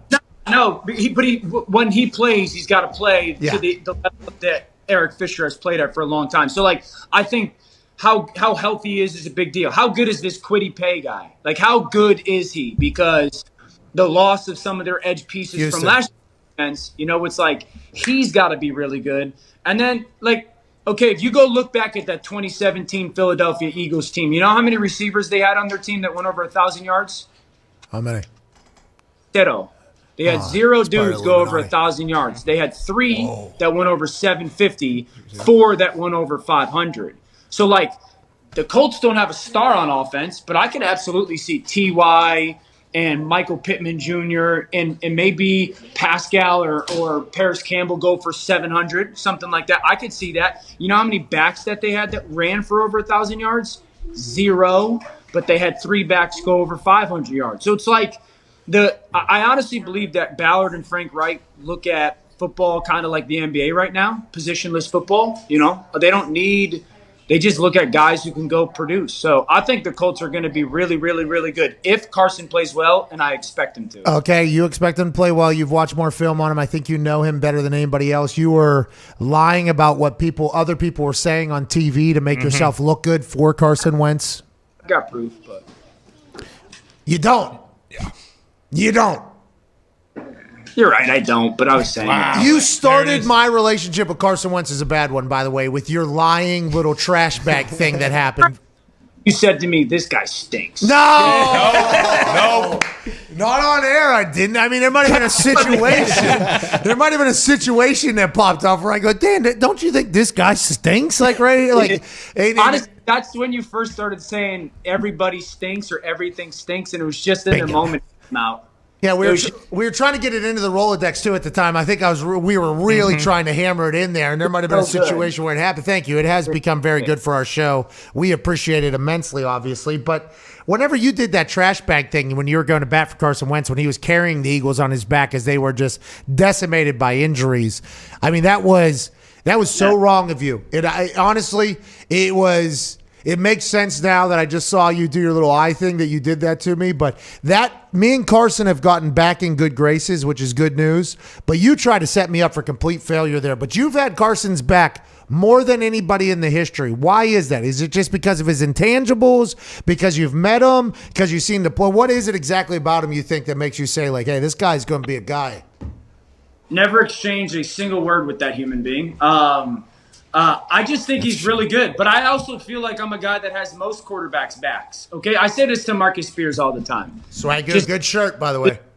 This is me opening up and being a little bit honest on McAfee Show. Like, it's way easier for everybody else in the sports industry world, the Marcus Spearses, the Ryan Clarks, yourself, guys that didn't play quarterback. Whoa. It's easier for you guys to be critical of quarterbacks. I'm not saying no, but like. I'm just putting your name. It's easier for you guys. You didn't play, Pat. It's easier for you guys to play be critical of quarterbacks because there's not the lateral comparison of like, how can you say that? You know, like it's easier thing. So I'm very conscious of like trying to do my job as good as I can and being positive and critical, but also like having quarterbacks' backs because everybody loves to say every quarterback outside of like Tom Brady stinks. And I try to be conscious of making sure people understand, like, dude, these dudes are so good. I get it. And I do that for kickers and punters, by the way, because guys like you, quarterbacks and everybody who really doesn't know their ass from a hole in the ground when it comes to kicking and punting get on television and say things that are just completely wrong about the job. And it has been minuscule because not you ever. You would never do that. I'm just saying guys like you, obviously. Quarterbacks have never been in a special teams room, maybe don't have the real pulse of a locker room ever. That whole thing. There people get on TV for a long, long time. So I try to get their backs. I think you, though, like at some point, there was a time there for a bit where you strategically editing some film to make people look a lot better than they were. And I think you learned from that too. I think you've backed off some particular wagons whenever you get on them heavily and you're like, okay, I'm going to get off of this wagon for a little bit and I'm going to go this way. Don't you think you've kind of grown in that aspect of that thing? Yeah, I mean, I certainly have. I think that as you've grown, as I've grown in this industry, you realize trying to cater to certain fan bases isn't it doesn't win. Fan bases are going to love you if you say something good about their player or team and hate you if you say something bad. Every day, by the way, and they will forget about that yesterday. Yeah. So I think that's been a learning process. I think staying true to try and being who I wanted to become in this world and kind of what I cut my teeth in is a big focal point for me. So it's all a little bit, but I never have, and I never will at the end of the day go up there and do something or say something that I don't believe. Well, I mean, he just did it 4 or 5 seconds ago, or maybe 45 seconds ago if I was put those together. Well, you said, Swagoo, you can't talk about quarterbacks. You never played. Ryan Clark, RC, DC, by the way, new show with Cormier. That show's going to be great. I can't wait. You said that, and then, Pat, you're in there, too. What is this, Dan? What's that? Huh? That's you throwing. That's not playing quarterback. That's throwing the ball. I took the snap, made the audible, threw the ball. Yeah, 40-some yards. Well, first of all, your left bicep looks outstanding. Yeah, and thank you. Appreciate that. Had good vascularity. That was a year where I was doing a lot of upper body, I think, and I was pretty fit. I was really feeling myself this year. That's why I checked. Hey, pretty girl. How are you? Good. It's good to see you. She likes your wife better than you. I don't know. Everybody does. That's kind of my life. That doesn't mean you played quarterback, right? Like if it's 3rd and 18 and I take a snap and I quick kick it, I'm not a punter. I just a quarterback who punted the ball once. You know what I'm saying? True. Not all squares are rectangles, but all punters are quarterbacks. Not all quarterbacks are punters. There. Yep. Two different positions. That's a quarterback right there. Also, how many people have you drawn off sides with your cadence? Oh, in the NFL. I think I stopped counting at 3,214. Sure. I would like to put my cadence up against yours, okay, for field goal. No shot. Your cadence? Film. Go to film. I'm not talking about you don't even listen. Just watch the motherfuckers on the D-line. Dan, sorry, your kid's right there. Jesus. And is the savior, obviously. I am so sorry there, Uncle Pat. Yeah, that is tough. I'm not used to it. I've talked about this before. I'm not used to the whole, being, potentially guiding people's lives and everything like that. Dan, what's going to be the big story out of the NFL this year, you think? What's going to be the surprise story if you had to project right now? Yeah, I think there's a couple, right now, two of our best players, I have no idea if they're playing and where they're playing. Okay. All right. Before we get to what you're about to say about Aaron, I think, and maybe it's Deshaun. Because did you see the video of Jordan? Who was it? Jordan, Justin Fields, and Deshaun Watson. Yep. And this comes after Deshaun Watson posts a video of him working out. And David Mulligata, who I believe is their agent, he's a power player in the NFL agency game. He has Jordan Love. This is on his IG stories. Shout out to Matt Schneidman, who found this via David Mulligata's Instagram.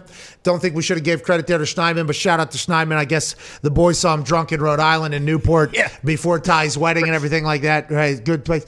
But Mulligata is only putting Jordan Love and Justin Fields with Deshaun Watson if he feels as if this isn't going to potentially be a toxic, right? Isn't that something? Mulligata is an incredibly intelligent, savvy businessman. I think, you know what I mean? Yeah. No, I think that David's really good at what he does. I think he's very smart with how he moves chess pieces and, always keeps his players' best interests at the forefront. And I think there's reasons why those guys are hanging out together. At the end of the day, you're hanging around guys who are really great at what they do. So that's a big deal. So where do those guys live? Where are they spending their offseason? Who's training? All that stuff is tied to it. You know that. So I just think David's really good at what he does. Do you think this is an indication, though, that maybe the Deshaun stuff does get figured? Because we've heard nothing That is very serious, by the way. We want full justice. I think you have openly said exactly the stance of ours. If this is something that has happened, get his ass out of the NFL. Do not want that. We want justice absolutely served. If it didn't happen, we would like that as well. But it feels like with 20-some crossing state lines with the season, 62 days away. 62 days away. It's like, I don't know. Do you have any inklings on how that plays out? Is that going to, and no idea. And that's the crazy thing is like, think about this. I mean, all right, let's talk about the Deshaun situation. MVP candidate, one of the best quarterbacks in the NFL, obviously one of the best young players in the NFL. And we have no idea if he's going to play football next year. And if he does play football, where he's playing football. And the same if he's thing a with terrible guy Aaron, or not. And if he's like the worst guy, maybe one of the worst guys of all time too. Like maybe, you know what I mean? Like depending upon, we have no idea any of that about Deshaun. Right. Yeah, that's a good point. Like I don't, the spectrum, like the end result, the final reality, the spectrum of potential is just massive, And then how do the Texans like move? How do they move? Like what's there? Like how do they move forward either way? Like, oh, he's here, he's not like. And then the same with Aaron, like MVP of the league, face of the league in many ways, or one of the faces of the league. I don't know if he's playing this year. I don't know where he's playing. Like it's just wild to me. See his calves, Dan, at the match. Dan, he's playing this year. Hey, he is in football shape. I know you saw them playing catch on the cart path, and then you probably caught a little extra Bleacher Report gridiron. They were throwing a tee box, and they were talking about shotgun stance and cadence and everything like that. And Tom, obviously, is Tom Brady. He's he's 7. I mean, he's the GOAT. But the camera angle from behind Aaron, when he just flicks, it looks like that ball comes humming out of that guy's head. It's the most natural. In his calves and quads, I don't think Aaron looked like he is very much in good shape. The hair is a little bit longer, so I think like people think like, and he was in Hawaii and everything's been going on. He's jumping into waterfalls. He's singing Taylor Swift. I think this ball is right into a trap that Aaron wants everybody thinking that he's not ready. He looks like he is in tremendous shape. I have no doubt that he's ready to play football. I just don't know where he is relationally with the organization. I just don't know. But yeah, I mean, when I watch him throw a football, the number one question that comes to my head was, why God?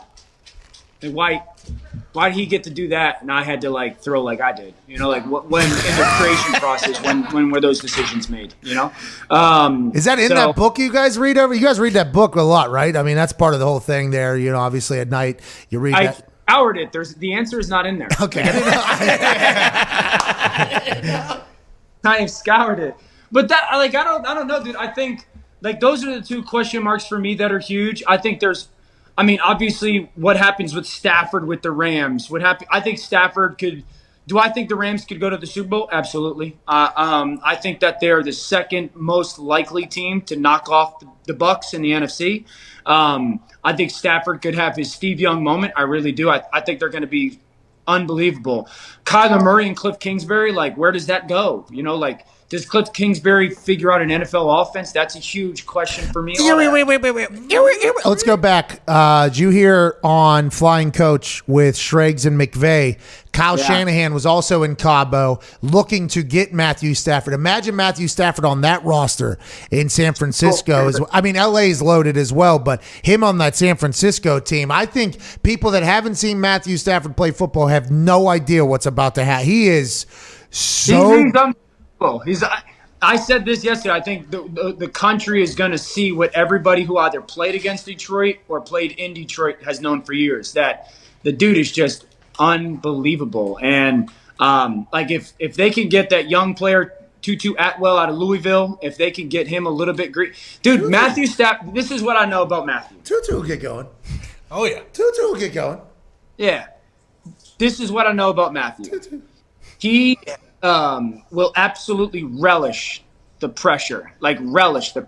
He's one of those guys that loved to make sure people knew how good he thinks he is, or good he knows he is. I remember having a conversation with him, and I'd be like, yo, Matthew, we'd be watching tape, right? And he would try to fit this ball in, this 40-yard left hash to the right sideline, whole shot in between three dudes.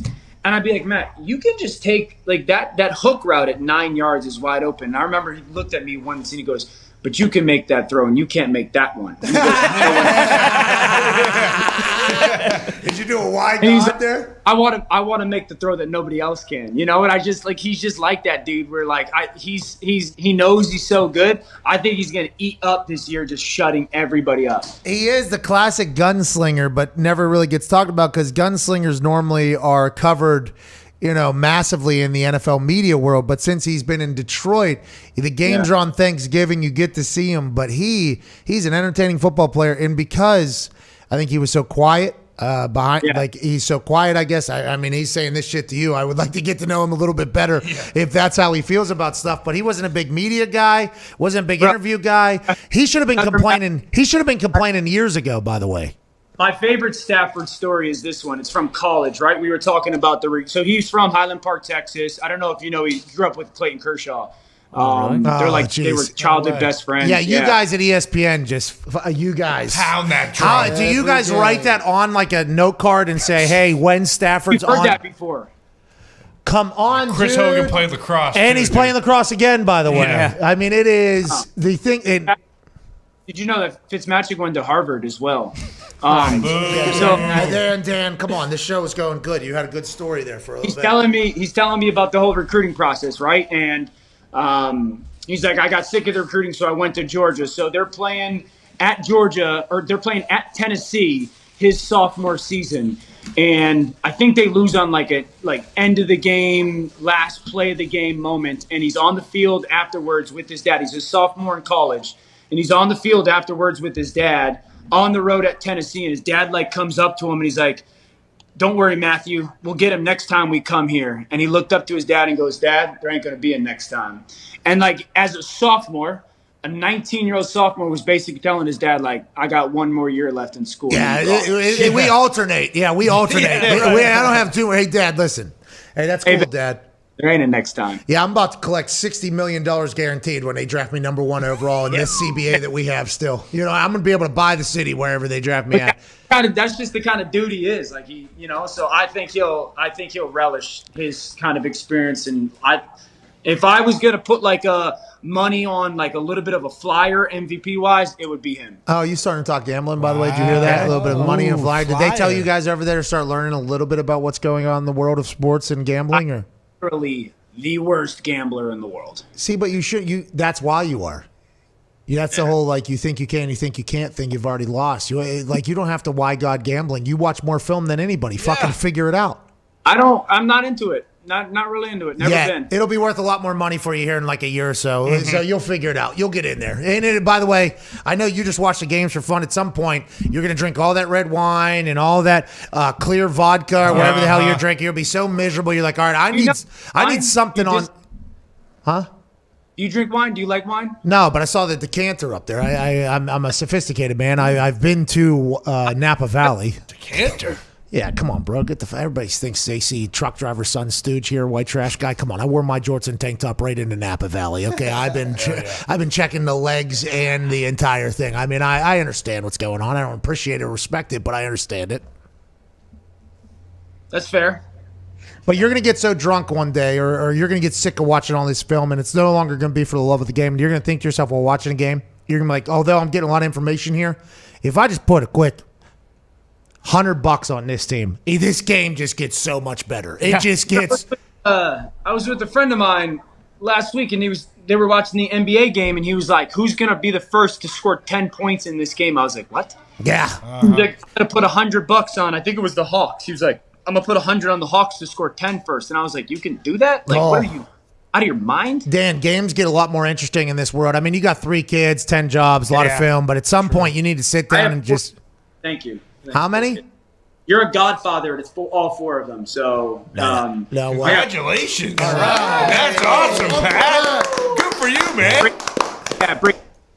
So you're written into the will as far as a person who looks after them if something happens, like a Disney movie to us. And I know I got I know Uncle Pat has the money now, okay? I know Uncle Pat has the money now, and everybody is, potentially thinking of that whole, hey, I understand the rule of the Godfather if that first word's in there. I'm not just I'm not just an empty check either, okay? I'm supposed to be maybe a whole responsibility of caring for these.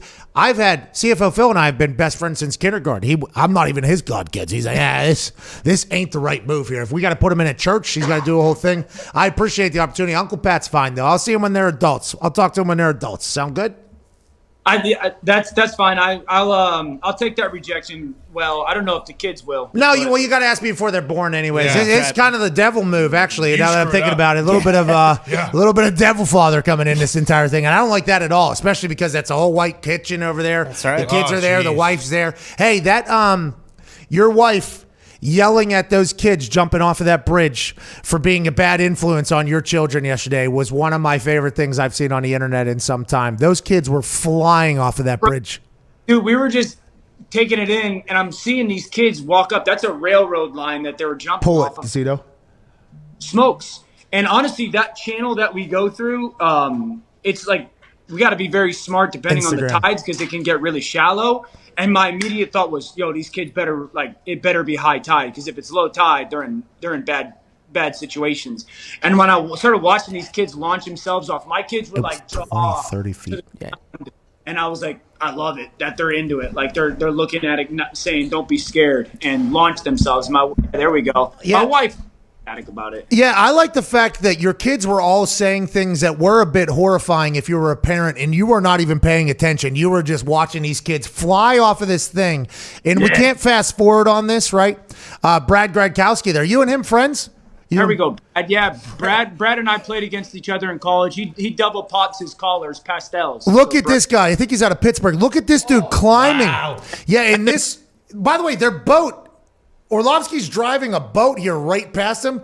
This kid is awesome. I don't know who this kid is, but I love this kid just flying around. That's like 50 feet up in the air right there, climbing up on a structure, flying off. And then Dan's kids are all like, oh, can I do that? Literally, can I do that? And Dan's wife at the end of that goes, oh, thanks. Thanks. And then the boat just rolls off. I told my sons, 2 years you can do it. I don't want you doing it at 9, but maybe around 11 or 12. If you fill out a little bit and you can handle the water, we can go send you. So in Pittsburgh, we have piers, 40-foot, 30-foot. I think there's a 60-foot one. You go in the middle of, you go in pitch black, though, so you don't really know how far the fall is or whatever. That's a rite of passage as well. I don't know if any 11-year-old should be doing that. Yeah, it is. Bro, have you done that? Yeah, man. You're looking. I mean, you've seen the things that I've done. I would do anything about one time. I would do it. In the dark? Yeah, into a river. By the way, this is in a river in Pittsburgh. Yeah. You're a maniac. I love it. One time though, just do it once so I can say I did it. So I mean, for instance, flip off the top of a steel cage. Get vertical, save the face. Vertical. No, you don't want a pencil. No, because you have no idea how deep that is. Yeah, you actually you don't want a pencil. You want to actually. You're hoping to get. You're actually trying to eat up some space there. Yeah. That's Come on, Dan. I mean, if you're gonna, maybe Uncle Pat will come up for whenever the kids are jumping off the goddamn bridge, okay? Because their dad's trying to break their legs right now. All right. I didn't think you guys were jumping into rivers that potentially could be 4, 5, 6 feet deep, 8 feet deep. We don't have high tide where we're at, okay? It's either the Italians killed a lot of people and the water's a little bit higher because all the bodies are stacked up at the bottom, or it's a little bit lower because it's been a dry summer. All right, ladies and gentlemen. And I take offense to that. ESPN legend Dan Orlovsky. All right, we have to get to a break. Literally have to. We're back in 4 minutes. We'll see you then. Chit-chatting about everything Dan said, some phone calls, and then wrap up our last Feel Good Friday. Live from the Fandle Beach House. Shout out to CBDMD and to you. We'll see you in 4.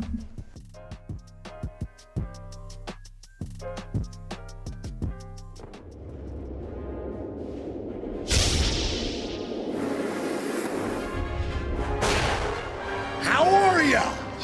I'm Roman, a men's health brand that can dance very well and make you the best you possible. Are you suffering from male pattern baldness? Dahn, we got something for that. Herpes. See ya. Premature ejaculation gone. No more coming too quick. Allergies as well. And that's not all. We have clinically tested supplements for everything, including erectile dysfunction. Come on. Bye-bye. GetRoman.com/Pat. Be the best you possible.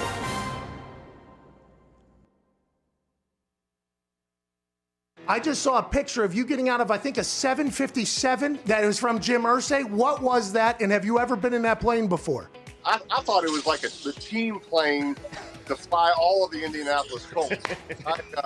Literally, I mean, it's got the logo on it, Pat, and it was awesome. But look, that's just Jim. Pat, I had a wonderful 14 years there. It's obviously the team that I wanted to play for always. I understood the decision he had to make, and no hard feelings. And for him to send his plane to fly me and my son down here, it was a great gesture. A lot of room for me and Marshall. We were throwing the football. So, pretty cool experience. Pretty cool father-son weekend. By the way, as he's moving from event to event right now, you are the best, dude. Where are you headed right now? I'm going to the game. I got Lynch. I got Faneca. I got these guys in the background. Boys, congratulations. Yeah. Congratulations, boys. All right, Peyton. Oh, hey, there he is. Marshall, I hope you enjoyed that plane, pal. Hey, Peyton, last thing here. You talking to Tom Brady, you becoming friends with him. It was interesting to watch. Oh, yeah, take the photo. Take the photo.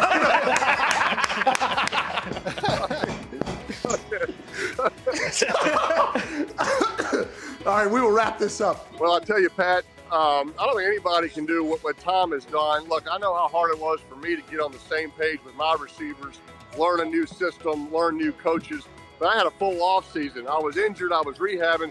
The fact that Tom has done this in a COVID pandemic off season, no time to meet with his receivers. He met with his coaches illegally by breaking into Byron Leftwich's house. So besides that, it's been incredible what he's been able to accomplish, and he deserves all the credit. His leadership is what's put the Bucs in this game today, and I have great respect for him because I know how hard it is, but he deserves all the credit. Hey, how did you know Red 18 was coming? Pat, I mean, I can't tell you how much I appreciate you telling that story and just growing the legend. That was about the 18th time I tried it. I was 17 going into that. And, you know, when it doesn't hit, you just keep walking and nobody ever really tells you about it. So when it hit, I was as surprised as you were. And the reaction from some of the good old folks there in the casino that night was pretty special. Well, I appreciate you doing that. You made me and those folks in the casino a bunch of money. Congrats on the Hall of Fame nod. Thank you for spending time. Enjoy yourself at the game, Peyton. Pat, thanks, pal. I appreciate you. The Sheriff Hall of Famer, Peyton Manning.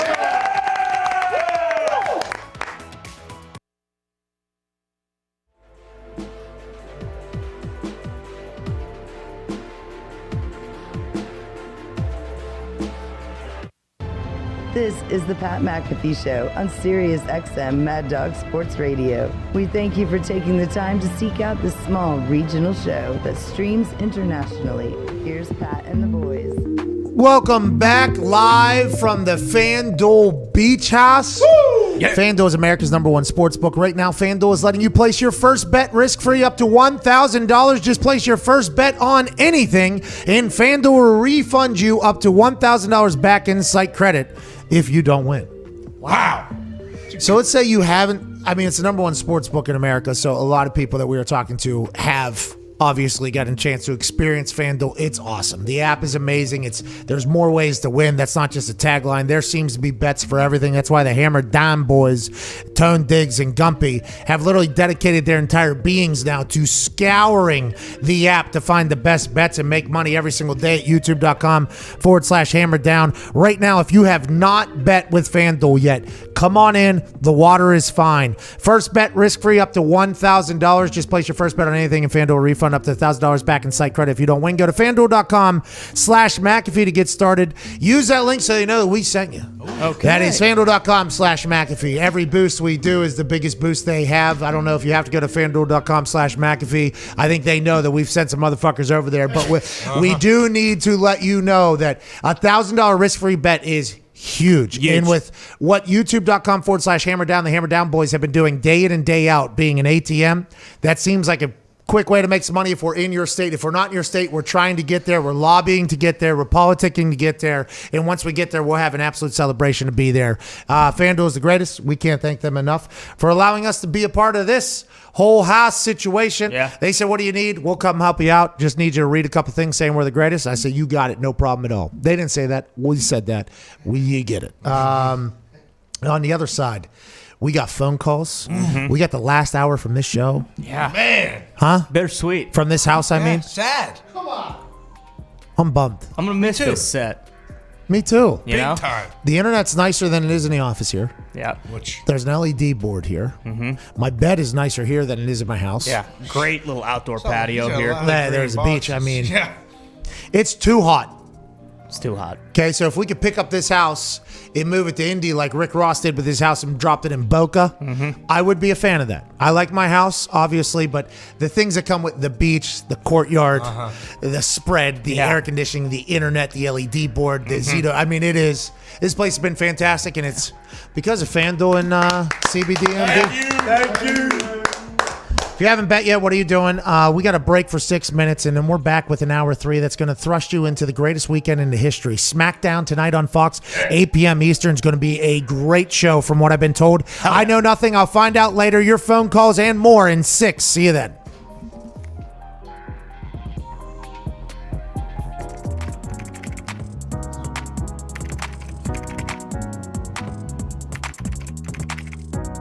The Zito production with 4,000 wires, there is no reason that studio should have worked as well as it did. How long did this take? We got here yesterday, 24 hours. I tell you what, I give the boys some credit. They got phone calls, everything working from this road studio, right? Zito production, dude.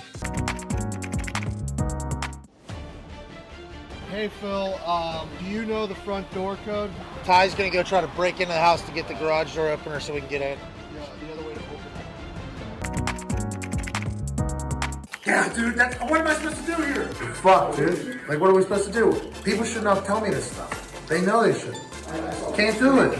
Our sources have told us that Mac Jones ain't going 3. Oh my God. I mean, it seems like Trey Lance is going at 3. Draft odds changed dramatically. Odds have just changed, by the way. Before you went on air, Mac Jones was minus 270, I believe, and Trey Lance was plus 280. Now Trey Lance is plus 105.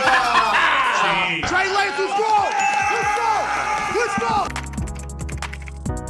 Breaking news, ladies and gentlemen. Aaron Rodgers is so disgruntled with Green Bay Packers that he has told some within the organization that he does not want to return to the team. Ty. I mean, you alienate the fucking guy. No wonder he doesn't want to fucking come back. He's done. It's over. That's the end of it. Negligence from the top of the organization to the bottom. You got to do something. You had to do something. And they didn't do a goddamn thing. So I don't blame him.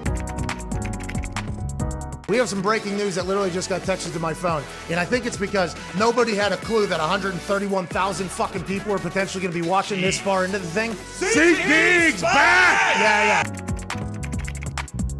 That's what live you go. Now, wait a minute. No, you didn't. No, you didn't. And then let me talk. And then, no, you didn't. Yeah. What if this works? Yes, I did. Yes, I did. Yes, I did. I had this. No, you didn't. I had this. I had it. Trust me. Can I talk, for Christ's sake? Okay, fine, yeah. Oh, you're gonna get articles written about you tomorrow. It fucking caused a firestorm with the amount of people that watched them. Articles written by these marketing nerds in their little community, tech people saying, hey, this is the dawn of a new day. Look at this thirst trap. What are you, dude? D-bot. Jesus Christ. I'm trying to get, used to the influencer shit. Yeah. Can we make the feet look a little smoother? Just a little smoother. Not the big Clyde hopper walk. You know what I mean? That looked better. Boom Street? Are you kidding me? That's good. I like that. Jake Paul or his brother, yo, hey, you want something? Come get it. I'm happy to break one of your faces for a nice payday. He walks all the way up. Oh! Sleep! as we get back into society, let's remember, people will punch you in the fucking mouth. Yeah. Uh-huh.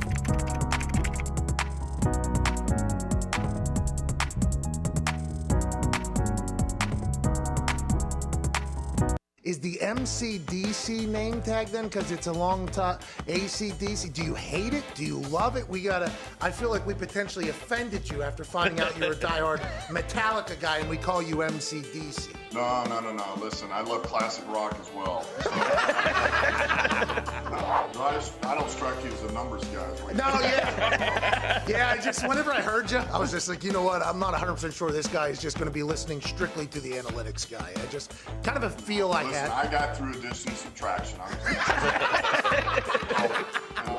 Look, the alpha comment was really, I wasn't directing that just at myself. I was saying that's Brad too. Brad's an alpha. That's our coaching staff. I mean, let me say this about our coaching staff. One of the reasons I made the hires that I did with these guys, I know you'll probably end up asking this, was because just coming out of this COVID, I wanted to make sure we had more flexibility with the roster. And if these coaches need to play maybe a couple of games. So, not everybody's thinking that way. Right, it seems like every 3-4 years the Lions get a new head coach. It seems like the rebuilding process has been happening my entire life. 26 years old and I've never seen a playoff win for the Detroit Lions. So I want to know how you and your coaching staff plans to make this one different. Yeah, look, first of all, I think I love Foxy, man. I tell you what, I love the optimism that he brings.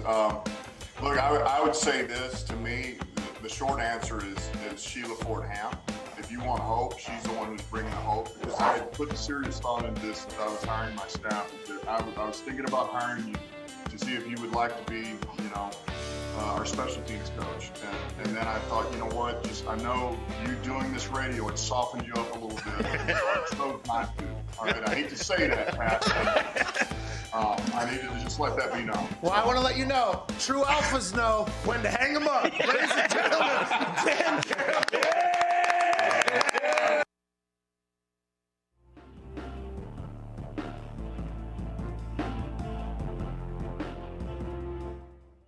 The Pat McAfee Show. There'll be no rules for our guests, for us, for the things we can talk about.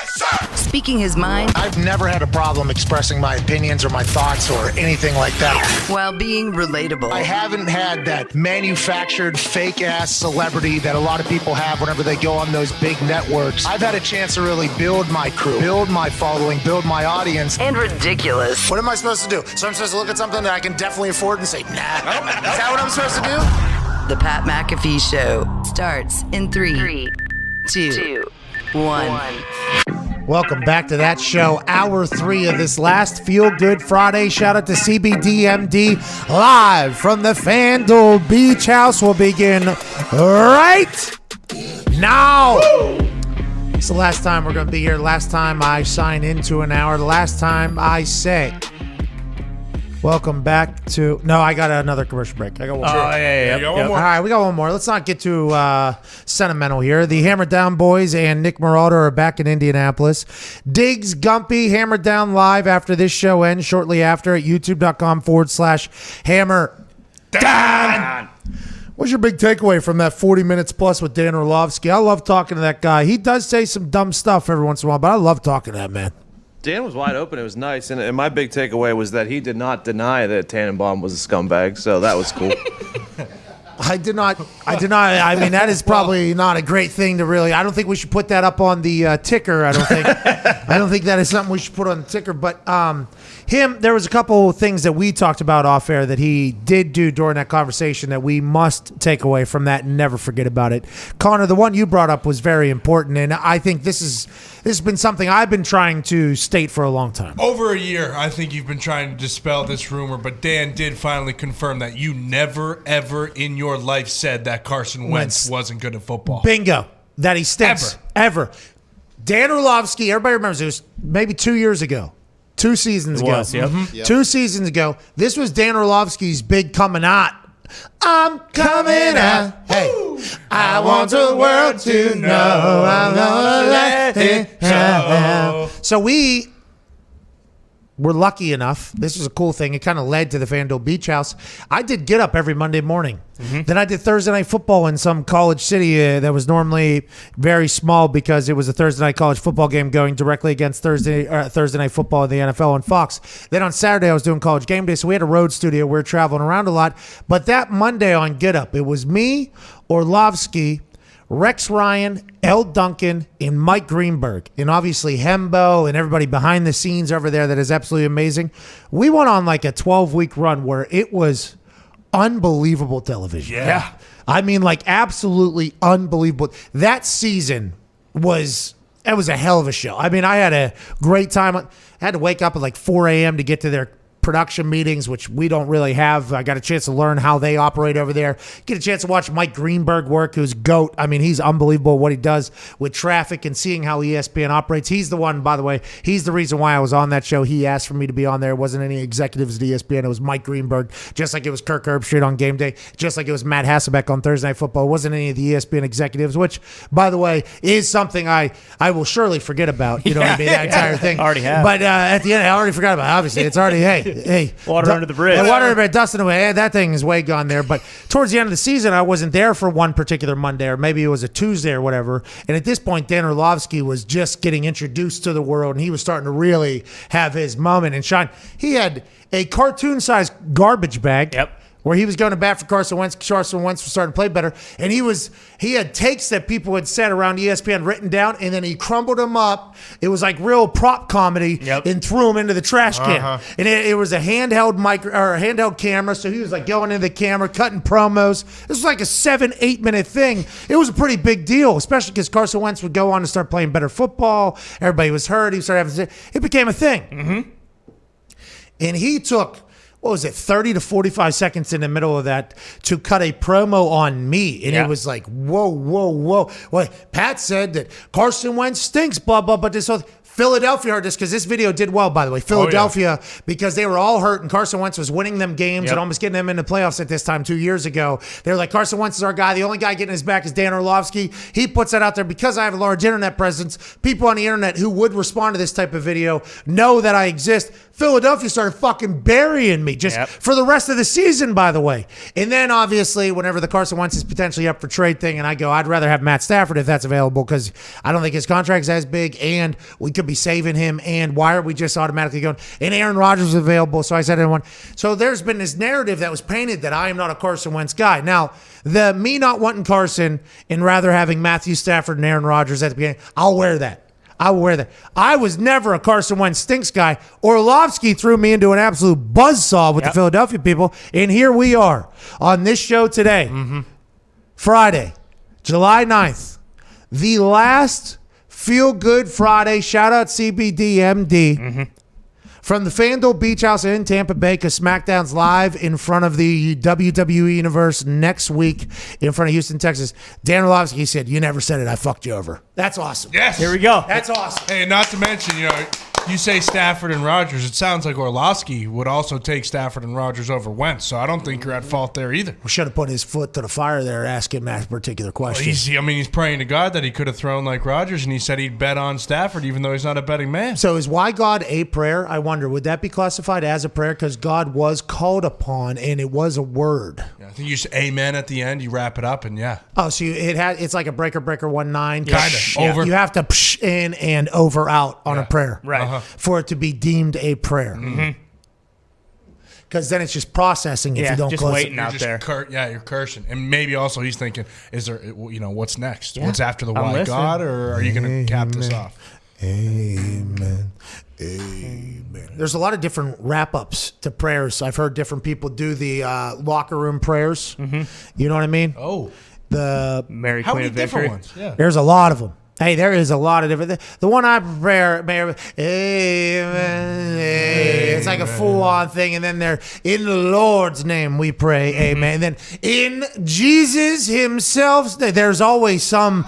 It's like a cheers, your friend, beloved, for a letter there at the end. Yes. Because if you don't tie it in the proper fashion, you really left it open there with God potentially. Okay, now it makes a lot more sense. You don't want to confuse God. What was George Washington saying in that pew you got married in whenever he was wrapping up his prayers to the Lord, do you think? He was drinking a lot of mead, a lot of ale. So, I mean, I'm guessing, same deal. I mean, he wasn't really paying much attention to what was going on there. He's looking at battle plans and stuff like that. How are we going to drive In the pew that we were sitting? Yeah. You were sitting. I'm sorry, I didn't even see it. The one I was sitting in. How are we going to drive the Redcoats the fuck out of here? We need to get them out. Did you take a picture of that thing, or is there has to be a lot of photos? I heard some. Oh yeah. Of you sitting in George Washington's pew. I think so. I believe there is a photo. I took a photo of like the little nameplate that was on there as well, just for There's a safekeeping. chance that he was forced to go to church, right? Because 100%. I don't know. I think that was, what just wasn't the the thing to separation do. of church and state the big thing?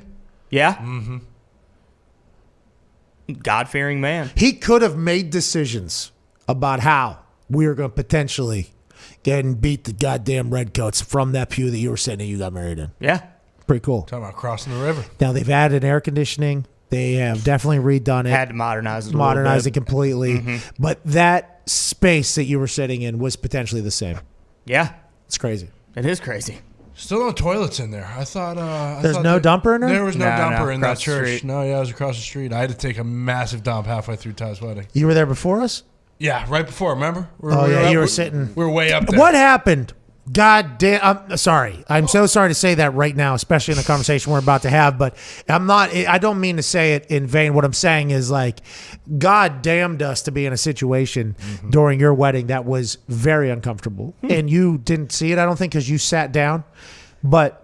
When old buddy MC pastor guy priest, Reverend Tim, whenever he said we will now be doing the Christ checks in the grape juice, I did see that when he went. He didn't have enough, so he went back and he kind of just everybody like, stands. And you guys unfortunately were the last standing. people.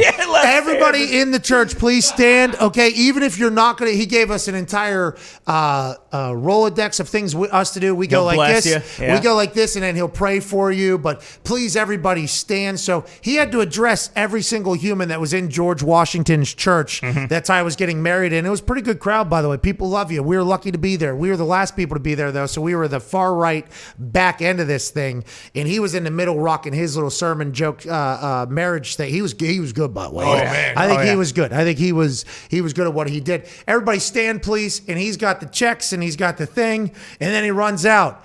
And the only people that hadn't been blessed or Christ checked yet was our entire office. And we're the only ones standing. We're the last ones that came in. Everybody there obviously knows of us, who we are. We haven't met everybody yet at this point, because I haven't at least. And we're the only people in George Washington's church standing. And this is not just like a 5-second stand awkwardly, 10-second. This was a 3 to 4 minute stand because he had to go up to the bar to get more of the blood and more of the checks. And then all the way back. And he had to bless everybody still at this point. It was uncomfortable. I felt so bad that we were kind of holding up the entire thing. My wife, she took one, I guess, communion. Yeah. Just learned she was baptized. I had no idea that was happening. I was like, can we not just sit down, though? Can we not just sit down and kind of make this thing go quicker? And then if we sat down and we didn't get the blessing, we felt like... he comes all the way back out there. He's like, what the hell? I didn't know what to do. Wait, that was a church thing? That was like a little snack? No, it was not a snack. And I did see you take one, which was fascinating because I saw you also, didn't you? Of course I took one. Yeah, you took one as well. I was freaking starving in there. So CFO Phil, his wife went to like Catholic school, you know, that whole thing. And Phil, you know. He's Catholic. Phil's Phil. Phil and I, you know, very religious. I think we have a lot of prayers. We've had a lot of prayers together, you know, that whole thing. But he is not so much, you know. So they were right in front of us. And I was like, all right, how's Phil going to handle this? Because I had just learned that my wife potentially thought she went to Catholic school as well at one point, and then Kate was definitely going to do it because she did go there. So Phil just waited it out. So I was like, I guess we have to wait this thing out. And I thought we were holding the whole thing up, and turns out we actually were. Yeah, we were the last ones to get the Christ checks and the whole thing. Well, initially, we had talked about that the night before, if we were going to open the pews and have people go up and do it. And my brothers were basically like, yeah, we don't want to let everyone out of the pews. So it ended. That was your brother. Yeah, it ended on that. So he ended up just walking around to everyone. So... So your brothers are going to be thrilled to hear this story happen. Yeah. That their direct decision making led to us just standing awkwardly staring at the ceiling of the church while everybody else stared at us for 3 to 4 minutes, I think. Pretty much. You got to take a nice look around the place, though. I feel like I got to take everything. I didn't realize every pew was like dedicated to somebody on the outside. What too. were you doing? Yeah, he had the look that you had was unbelievable, by the way. good. Maybe the best you've ever looked in your entire life. But he had arm up on pew. I don't know if you saw that. I think he even maybe had his left leg kicked up. Yeah, I did. He did. He was all in, he was at a movie theater, which is our back, by the way. You can watch the UFC 264 this weekend in AMC movie theaters. Movie theaters are back. We'll get to that in a second. But the whole time, I was listening to the service. But once you sat down, I knew you probably weren't going to be up to anything for a little bit. I was looking around that church. It was the fucking stained glass. No, the organ. That thing was the size of it was a building size. Massive. I've never seen that before. I'd heard about it. I've seen it in documentaries or movies or something like that. It was the entire size of the back of the church. Nick, did you take the Christ checks? I did not. I was confirmed and baptized, so I was eligible to, but I haven't done it in a really long time. So I felt it was best to not. I'm not an active participating member of the but church. you wanted to, and I told you, Pat, do not eat that cracker. Yeah, you did tell me that. I was thinking about getting a snack, okay? I want to let you know. 2 minutes into standing up, I'm like, so I'm just standing around just to sit down? Like, no way. I'm going to get something out of this. 2.5, 3 minutes, I started to turn. I was like, all right, I'm going to do it. I'm going to get this thing, even though I'm not allowed. The restrictions that he laid out, I do not meet to do, or the requirements that he laid out, I do not meet to do this whole thing. But at one point, I said, I'm doing it. Nick was like, don't you dare. Nick was like speaking for a patron saint up there, basically. No. This was me looking out for you. You could have done it. I didn't want the ramifications of the church and the spirits and everything to come down and bring some bad, evil juju your way. Smart, but I will say, and I did ask you that question as a setup because did you see Nick handle himself with MC Reverend guy? No. Oh, he was full. He was the blessing from the guy with the hands. Nick was trying to osmosis it through the guy's hands with his head and the whole locked in. It was full. I'm like, geez, Nick, what are we even? Are you even listening to that guy? I mean, you were. It was a scene back there, Nick, wasn't it? I mean, it was. Have some respect for the house of the Lord and George Washington. It was awesome, man. I enjoyed it so much. The guy started praying for me, because I had to throw up the Black Panther. The Wakanda thing. I had to throw up the Wakanda thing, and he immediately, upon me doing that, he went right into a prayer that he had either on deck or thinking about. Got you, brother. And he started doing it, and I actually did out loud, and there's great audio in that church. Out loud, I go, oh, okay. Because I didn't know, it had to happen. Because we were literally the last. Yeah. Hey, we were the last one. Me and my wife were the last one. I'm like, I need to get out of here. This guy hit a good 4 to 5. I feel like he really wanted the best from me. Yeah. And the prayer he was sending my way, I really felt like he was giving an effort. He didn't mail it in at all. No. And we were I don't know how many people you had, but we were the last. I was the last prayer that he had to give personally and custom and whatever. He did not mail it in at all. It was long. And after seeing what Nick was doing with that guy's prayer, I in the middle of it, I was like, oh, okay, this is why Nick started doing the hands raised. Sure. And he was starting to feel the Holy Spirit. The whole thing because of how good the goddamn prayer was from that guy. I mean, been around you heathens all weekend. It felt good to get a little blessing. Oh, all right. Nick was eating it, Gumpy. Did you see it? Gumpy, you saw it. Oh, yeah, it was beautiful. Oh, he was eating that prayer from that guy. He was Ezekiel Elliott on that thing. It was unbelievable, dude, because I didn't know what to do. I knew Nick knew what to do. I knew Kate knew what to do, who was Phil's wife. Phil didn't have a clue what to do. We're kind of just watching Nick to see what to do, and then we see what Nick do, and I think me and Phil both go all right, well, that ain't going to be us. Not doing that. That ain't going to be us. I don't know if that's the right answer. It was, Nick, I followed your lead, and I couldn't figure it out, but I just want to let you guys know that God bless all of you. God bless you That too. priest wouldn't mind either way. He was good. That He's guy, a great guy. Hey, that priest was good. That's why I was joke around. got me. The what? The tie the knot joke. Oh yeah, That one got me. there was a couple. Plethora. Yeah, he had a couple Bible verse jokes too that I was like, oh, very clever. I don't know exactly what verse he's speaking about, but I understand that is a clever way to look at the Bible and to kind of break down the B-blade for the people. He was good. Is that the Easterby of Newport? Whoa. Is that what you guys? Easterby was in Newport, probably. This guy might have taken Easterby's spot. That's what I mean. No, the guy who took his spot was an old English guy who moved to South Carolina. He just got there from Phoenix, so he hasn't been there very long. A free agent, big free agent acquisition they got. Yeah. So who signed him? The Pope? Cardinal, Archdiocese of the location. Okay, so well, that's not the Catholic Church, so I don't know if that's correct. That's not a Catholic church? Okay. No, I don't believe so. Really? I thought that was a Catholic church. No, Presbyterian maybe. Okay. Wow. Wow. Well, so I didn't look around enough. I thought I really took it all in. I thought I saw at least a 6. Maybe it's not. I don't know. Well, Catholic would It's make not a sense because it Catholic was too church, comfortable. though. Yeah, it's seats not- were too it's comfortable. not a Catholic. It I wasn't thought a someone Catholic said mass. what you said it was. Presbyterian. Oh, Yeah. what the fuck? Foxy doesn't know what he's Sure, doing. Foxy. Did you see what he did in that entire thing? I did exactly what Nick did. I'm all right? I baptized felt the same Presbyterian, so way. I know a little bit about this. Diggs, you're baptized Presbyterian? Is that real, or is that just an accent that you do every once in a while? No. I swear to God that I am baptized Presbyterian. That's very nice of Well, you. I you don't just know if you're swore to allowed to do God, that. so- Well, he wouldn't if he wasn't a baptized Presbyterian. It wouldn't mean anything. But since he just told us he is baptized Presbyterian, him swearing to God does mean something now, doesn't it? Yeah. Diggs, Yeah, I couldn't tell you what it means, but it does something. let's move I on. haven't been to church since the day I was baptized, so I don't know if that counts or not. Still, Well, you got saved, right? I mean, that's the thing.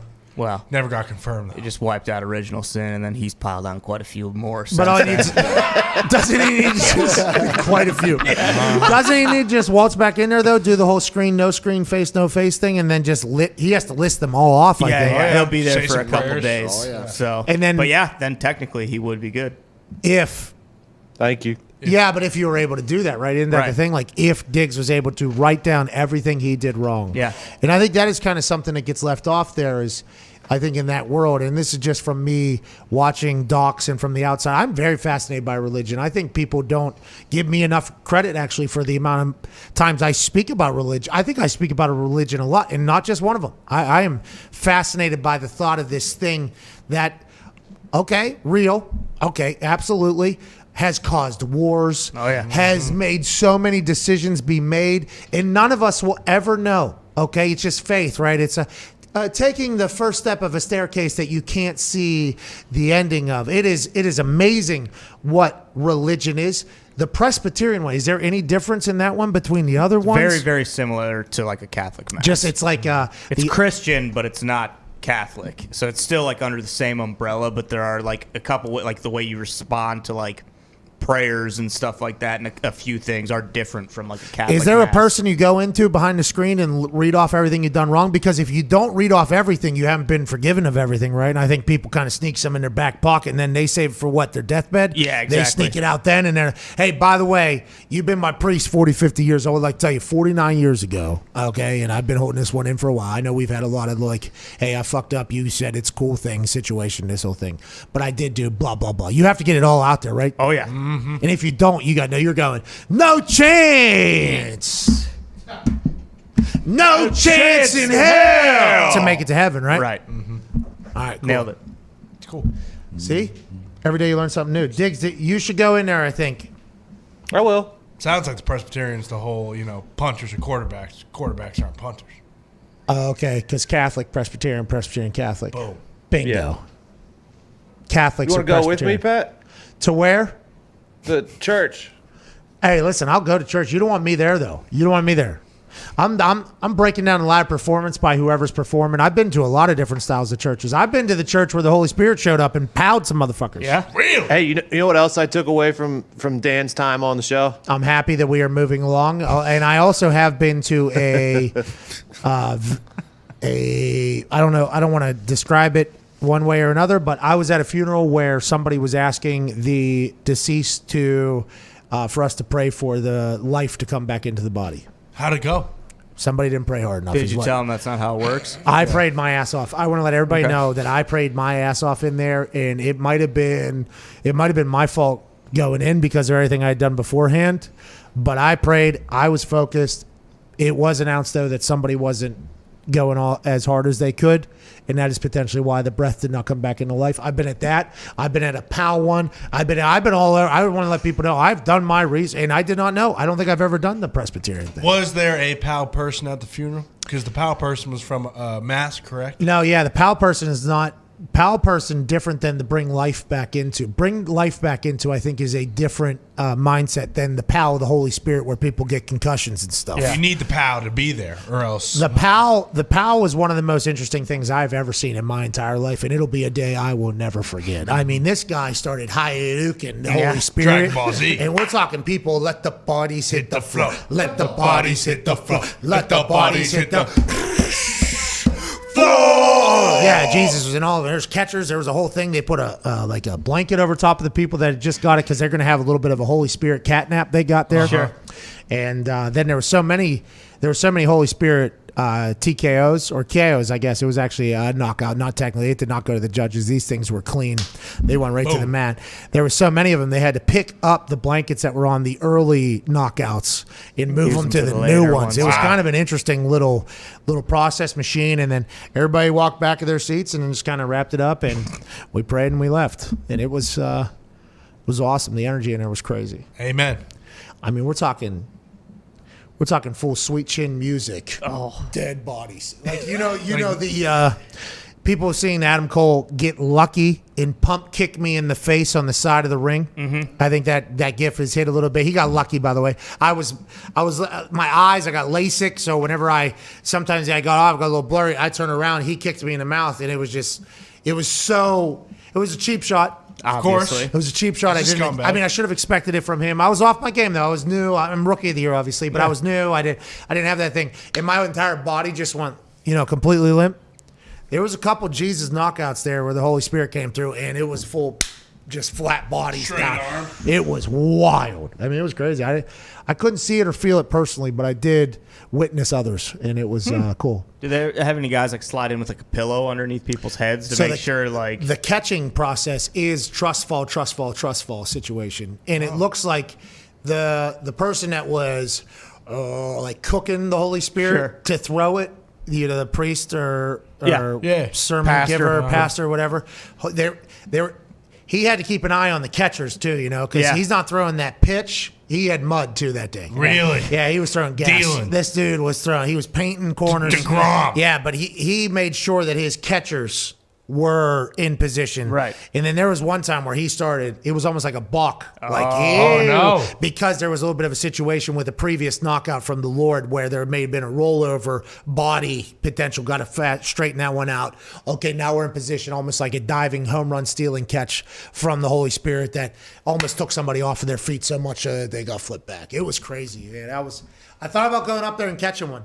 You should have. I know. I feel like I want to just go see this. Well, I don't think you're allowed to just say, hey, I want to go see that. I wanted to go experience it. Okay, this isn't a fucking live show, dude. Yeah, it's not a live show at all. But not going to a movie, pal. What do you think this is? This isn't Broadway, bro. You're not getting SeatGeek tickets for this. No. I mean, if I could, I would. And if there was any platform that would have it, it would be SeatGeek. But I want to go see people get the Holy Spirit shot into them. What's wrong with that? Who's that gray-haired guy, Nick, on the internet that used to throw his sport coat at people? He was the original pow with the Holy Spirit guy that got very famous. You know what I'm talking about? He had gray hair, slicked back, always had a suit on that seemed to be oversized. There's a video that hits the internet. He takes the jacket off and he starts waving it like this, and it's Holy Spirit sprinkler all of a sudden, and people going down. That's Benny Hinn, I believe. Benny who? Benny Hinn. Yeah, this son bitch created the Holy Spirit. Yeah, I think so. He marketed it the best. I don't know how he got it, but there's only a couple of them that can really find the Holy Spirit and then bring it. And whenever you want it, I think I know the place you can go. I have not been to a snake church place. Like a tent revival type deal. I guess there are snake churches. Oh, yeah. I don't mess with that one. No thanks. But if I get a chance to go learn, I'm okay with coming to learn how people find their God, what they find faith in, what they, use as comfort in hard times and for brighter days in the future and what they're living for. I'm okay with that. But I don't want people coming after me whenever they think that I don't know. Like, hey, this may be the most researched thing I have is the goddamn God thing. All of them across the board. I mean, you know more about goddamn Mormonism or whatever. That's what I'm talking about. Yeah. And I tried to get into a mosque. Yeah. for the Muslim, and I missed the time. But they told me I could come back because there's times we drove. So there was one that was put in on my way to the. He's gonna hit us with a cease and desist like he hit these people with the fucking Holy Spirit. This guy does not mess around right there. But yeah, you can put. Yeah, I mean, I think we should showcase at least a little bit of what I am speaking of here. Oh, it's not working. Because the Holy Spirit made me look at boom. Oh my gosh. Bow. Go to sleep. Pang. Boom. There's the God. Boom. Holy Spirit for you. What day is it? Two-piece Tuesday for that guy. Pow. There's the Lord. You can walk again. Pow. How's your back now? Boom. Good, clean clothesline from hell in the Holy Spirit. You get a little bit. This guy, yeah. This is the guy. McGregor tomorrow night. Yeah. This is what McGregor's looking to do to Poirier. This guy was able to do with the Spirit. Bow, you get one, you get one, you get one, you get one. He's like Oprah with the Holy Spirit. Wow. You can get it, you can get it, they can get it too. You can go to heaven if you let me hit you. Woo! I will throw this thing, it'll come really hard. You might get knocked out, you might get scarred, but at least the Holy Spirit will come through your soul. You'll know it till you're very fucking old. Yeah. And when you want that to happen to you, come on through. I'll hit you with a little throw of Jesus Christ. That's Boom. right. That's what that guy said. Did he have any lawsuits or anything? Because he grabbed that old lady by the jugular with both hands, Shook her face, and shoved her neck. I mean, so that guy actually, his big selling point was if you were paralyzed, you come on in here, he'll hit you with the 1-2, one of those, and you'll be able to walk again. People get up and start doing a full. Oh, that's pretty sweet. Yeah, it was pretty cool. I mean, it was late night. That's the only time I really saw it, and I don't know if it was. I don't know who it was. It might. I don't know who was walking again, but he did get people up out of wheelchairs. And that lady, I think she got 40 years younger. Really? Yeah, he shook the age out of her. He put the Benjamin Benny Hinn Benjamin Button thing on and flipped the entire thing around. Yeah, that's But people get hurt though, just because that one guy jumped so high, he landed on his neck. It looked. So I saw at least one concussion, I think, because the no tucking of the chin, really. I think. And there was a couple that they kind of let fall a little quicker. I think they maybe weren't as prepared. And I thought I saw a quarterback sack snap. You know what I mean? Rattle the brain. Diggs, that type of church you were baptized in? Is that what we're talking about there? I assume so. It's a little hazy because I was pretty young. But I assume similar to that. Hey, Coach Diggs at one of those things. Oh, man. You need to tighten that shoulder up. Let's go to Jake in Minnesota. What's going on, Jake? All right, Jake. Sorry, it's probably our fault, but that's a real shame. Got to get out. Jake. All right, Jake. Let's go to Rocky over in Oregon. What's going on, Rocky? What's going on, boys? Happy Faithful FanDuel Friday, it sounds like, from you guys over there. Hey, I like that. Yeah. Hey, you got to have faith, you know? You got to have faith. Something's out there. Something happened. I mean, something had to have happened at some point somewhere, right? That's always my thought. Like, something had to have happened at some point somewhere to get to this point, right? I mean, I guess you could believe in evolution and just nothing happening at the end, I guess. I don't know. I feel like that is a possibility, 100% a possibility. I believe in evolution. I think both can actually exist and be the same, but I don't think when you die, nothing happens. I just don't know exactly what the right answer is. If nothing else, religion is damn cheap insurance. Well, is it cheap? I mean, some people. Well, yeah, I guess it depends. Tithes. Hey, you got to pay tithes. I don't know what those tithes are in Presbyterian or up there in George Washington's church. They have done a lot of upgrades. And I went to two particular sit downs for a couple different religions, and it was their day of calling of money. Oh, yeah. Oh, man, I'll tell you what, that's beautiful. Got to pay your tithes. So I agree. It is a little bit of a cheap insurance there at the end, but some people, it's not that cheap, actually. No. They end up living at the church, which is nice because they actually gave it all they had to the church, and maybe Jesus will recognize that at some point. To your point, there can't be all these different types of things with one, God up there for there not to be any of them. Aliens, I think, also kind of debunk a lot. Yeah. I don't know how that all works out for a lot of these things. Why can't the God be a 10,000-year-old alien that, started with a couple things, then evolution came along, and here we are? I mean, all those could be right. There's another one I thought of. What happens if you just go to another planet when you die? The dead planet, or like you're just like Elon Musk's new planet. You get to planet. You get to pick your avatar from whatever age you were, and then you just go to another planet. Like, is that potentially something? Because then that would be the glitch in the Matrix. That would be the game thing, that we are a simulation. But that could be real. Couldn't? I'm sure that is that one of those religions? That's Scientology or something like that. Who knows? Now it'd be heaven. Rocky, let's move on. No, I don't think. I think the planet would be, or no, just be normal? It's just planet. Like, hey, another plane of existence. Like, hey, FanDuel Beach House on that particular planet, just a little bit different. Yeah. Which avatar are you taking? Me, I don't know. This one seems pretty good. I think I liked me at my 20-year-old body was good too. I think I was like 240, pretty shredded. I think I'd take that one. I don't know. I'm not sure which one. Maybe I don't know how I'm gonna be as an old man. What if I'm a gilf out there? What if I'm a grandpa? Yeah, but you still want to be able to really move. Yeah, but what if I'm able to move it? You don't know.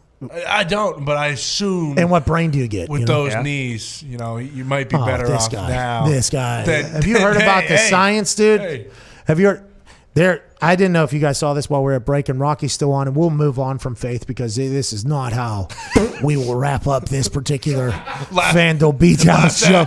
There's a lot of things to cover. A fight, Derek Carr, Shohei, Zaila, Avant-Garde, the new. I mean, there's a lot to cover. We'll get to that on the other side of the break to wrap up this place in beautiful fashion. But Rocky, thanks for putting a bow on that entire convo. What do you want to talk about now, dude?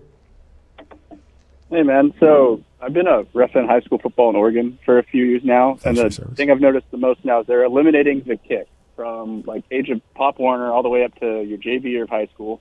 It's now becoming optional at the beginning of the game, whether they kick a field goal or just go for two, or they even do a kickoff or a punt. And I wanted to go your thoughts on that, being that you were, an all-time punter. Thank you. Decade punter. And kicker as well. Yeah, thank you. Just your thoughts on that, man. Rocky, varsity, though, they're allowed to still kick, yeah? Yeah, varsity, they got the green light to fucking swing the leg, pal. Okay, Rocky, that's good news. As soon as the varsity football starts getting rid of it, like I think they did in one particular part of either California or Texas, there was something happening where they're trying to eliminate the kick in varsity football, then I'll see a problem with it. I could see how if you have a dog-awful kicker who's your offensive lineman, who is absolutely terrible, but your team is good, and it is quite a disadvantage when another team has not a good, obviously if he's on JV, he's not as good as somebody is, but I can see how the quality of play is not as fantastic when you have somebody who has no idea what they're doing, kicking a ball because you're forced out of it. I could see adjustments being made, but varsity football can't do it. It's called football. Although there are some situations where I think to myself, like, yeah, you gotta go for it here. Why are we even playing? I could see how you'd want to get rid of this and this. AJ, I think, was on Ross Tucker's podcast. That's right. On Ross Tucker's podcast, and he talked about the elimination of the old school linebacker, basically. And AJ was like, I could see how a modern hybrid safety is now the new linebacker with the way the game is. And I think AJ came back and said that everything's cyclical, just like we talked about with the New England Patriots earlier with what they're doing in Tennessee and Baltimore. There's a lot of teams that as teams are opening up, they're going back to the old school where you're going to need a little bit of body, I think, to potentially eat some runs in power football at some point. But I think, we have enough self-awareness to know that, hey, there's some moments where there's no reason to be punting or kicking a field goal. For instance, the last couple plays of the Packers season. NFC Championship. Let's go to Jake in Nebraska. What's going on, Jake? Nebraska. Hey, Pat, what's up? I want to say, first and foremost, happy Feel Good Friday to all of you beautiful people. Hey, shout out CBDMD. Shout out, man. Happy Feel Good Friday to you as well. Shout out CBDMD, Jake in Nebraska. What do you want to talk about? Hey, man, so I got a great idea for you. Instead of going straight to the MLB, why don't we start with like a minor league team? You can redo the logo, the name. I was thinking maybe call it the Stooges, and you sell out every time, We could do fun, beer, chug a beer, go for a run, Jake, something like that. Jake, minor league teams, what are those making? $4 or $5 a night? What are we? You're telling me I'm gonna invest all the time in owning a team and make none of the chance of making any of the money or a difference in anything? No way. When I buy the Pirates, when they sell the team, hashtag sell the team, Bob. Okay, when I potentially buy the Pirates or somebody buys the Pirates, you're what? Congratulations, you got 3 minor league teams already. Boom. And boom. Can we move one of them to the Stooges? Maybe. Will we put them down in the Keys? Maybe, if that's where we want. Maybe. I mean, there is a lot of things we can do. I appreciate you wanting me to ease my way in, Jake, but I've always done my best whenever you just throw me in the deep end and see how I figure it out. We got to get to a break and wrap up this beautiful Feel Good Friday. Shout out CBDMD. Live from the FanDuel Beach House down here in Tampa Bay for the last time. There will be tears shed. Oh, yeah. Absolutely. There will be ambulances called, but not for us. We will celebrate and enjoy this place. There's sports to talk about. There is a weekend ahead that is going to be absolutely beautiful. Smack Dahn tonight, 8 p.m. Eastern time on Fox. Not Fox Business, not Fox News, not Fox Sports. Actual Fox, 8 p.m. Eastern. Then there's a massive fight tomorrow. The Europes have their finals. Let's go ahead and wrap up this beautiful feel-good Friday from the FanDuel Beach House. One last time in beautiful fashion in 4 minutes. We'll see you then.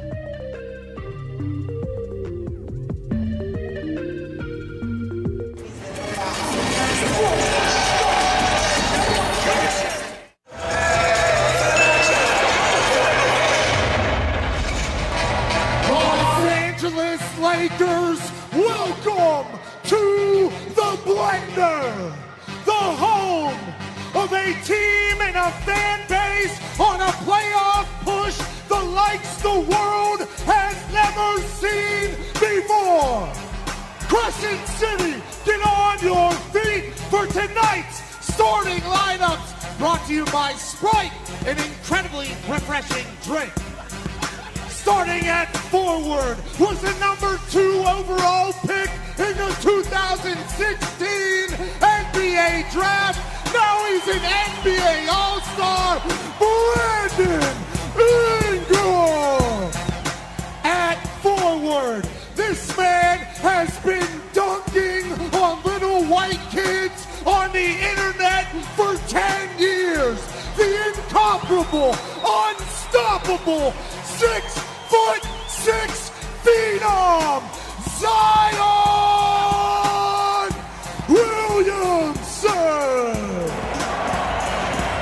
At center, standing at 8 feet tall, from Georgia Tech, number 22, Derek Favors.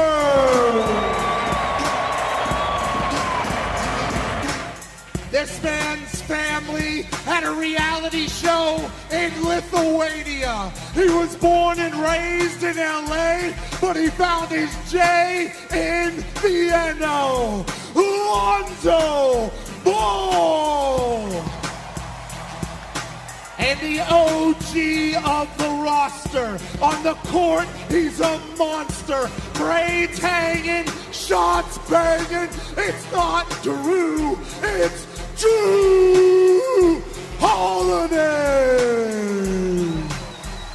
Let's get this done. Thank you very much. Go Pelicans.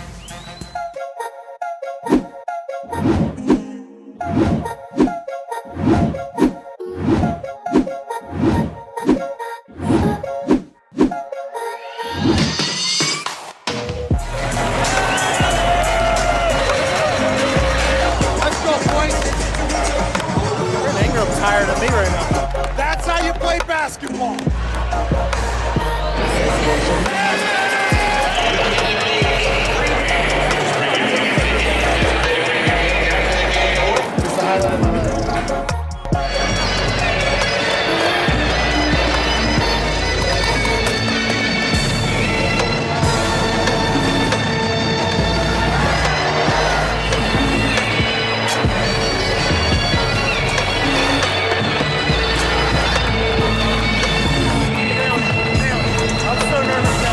Will be a 5-bowler from the Red Panda. Up we go. Yes! Yes! Yes! Red Panda!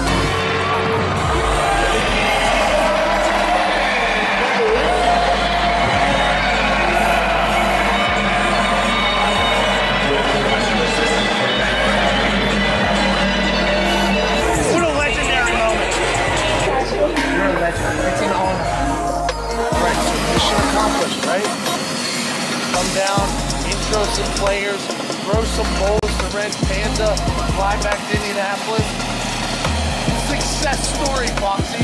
What a fucking night. This is the Pat McAfee Show on Sirius XM Mad Dog Sports Radio. We thank you for taking the time to seek out this small regional show that streams internationally. Here's Pat and the boys.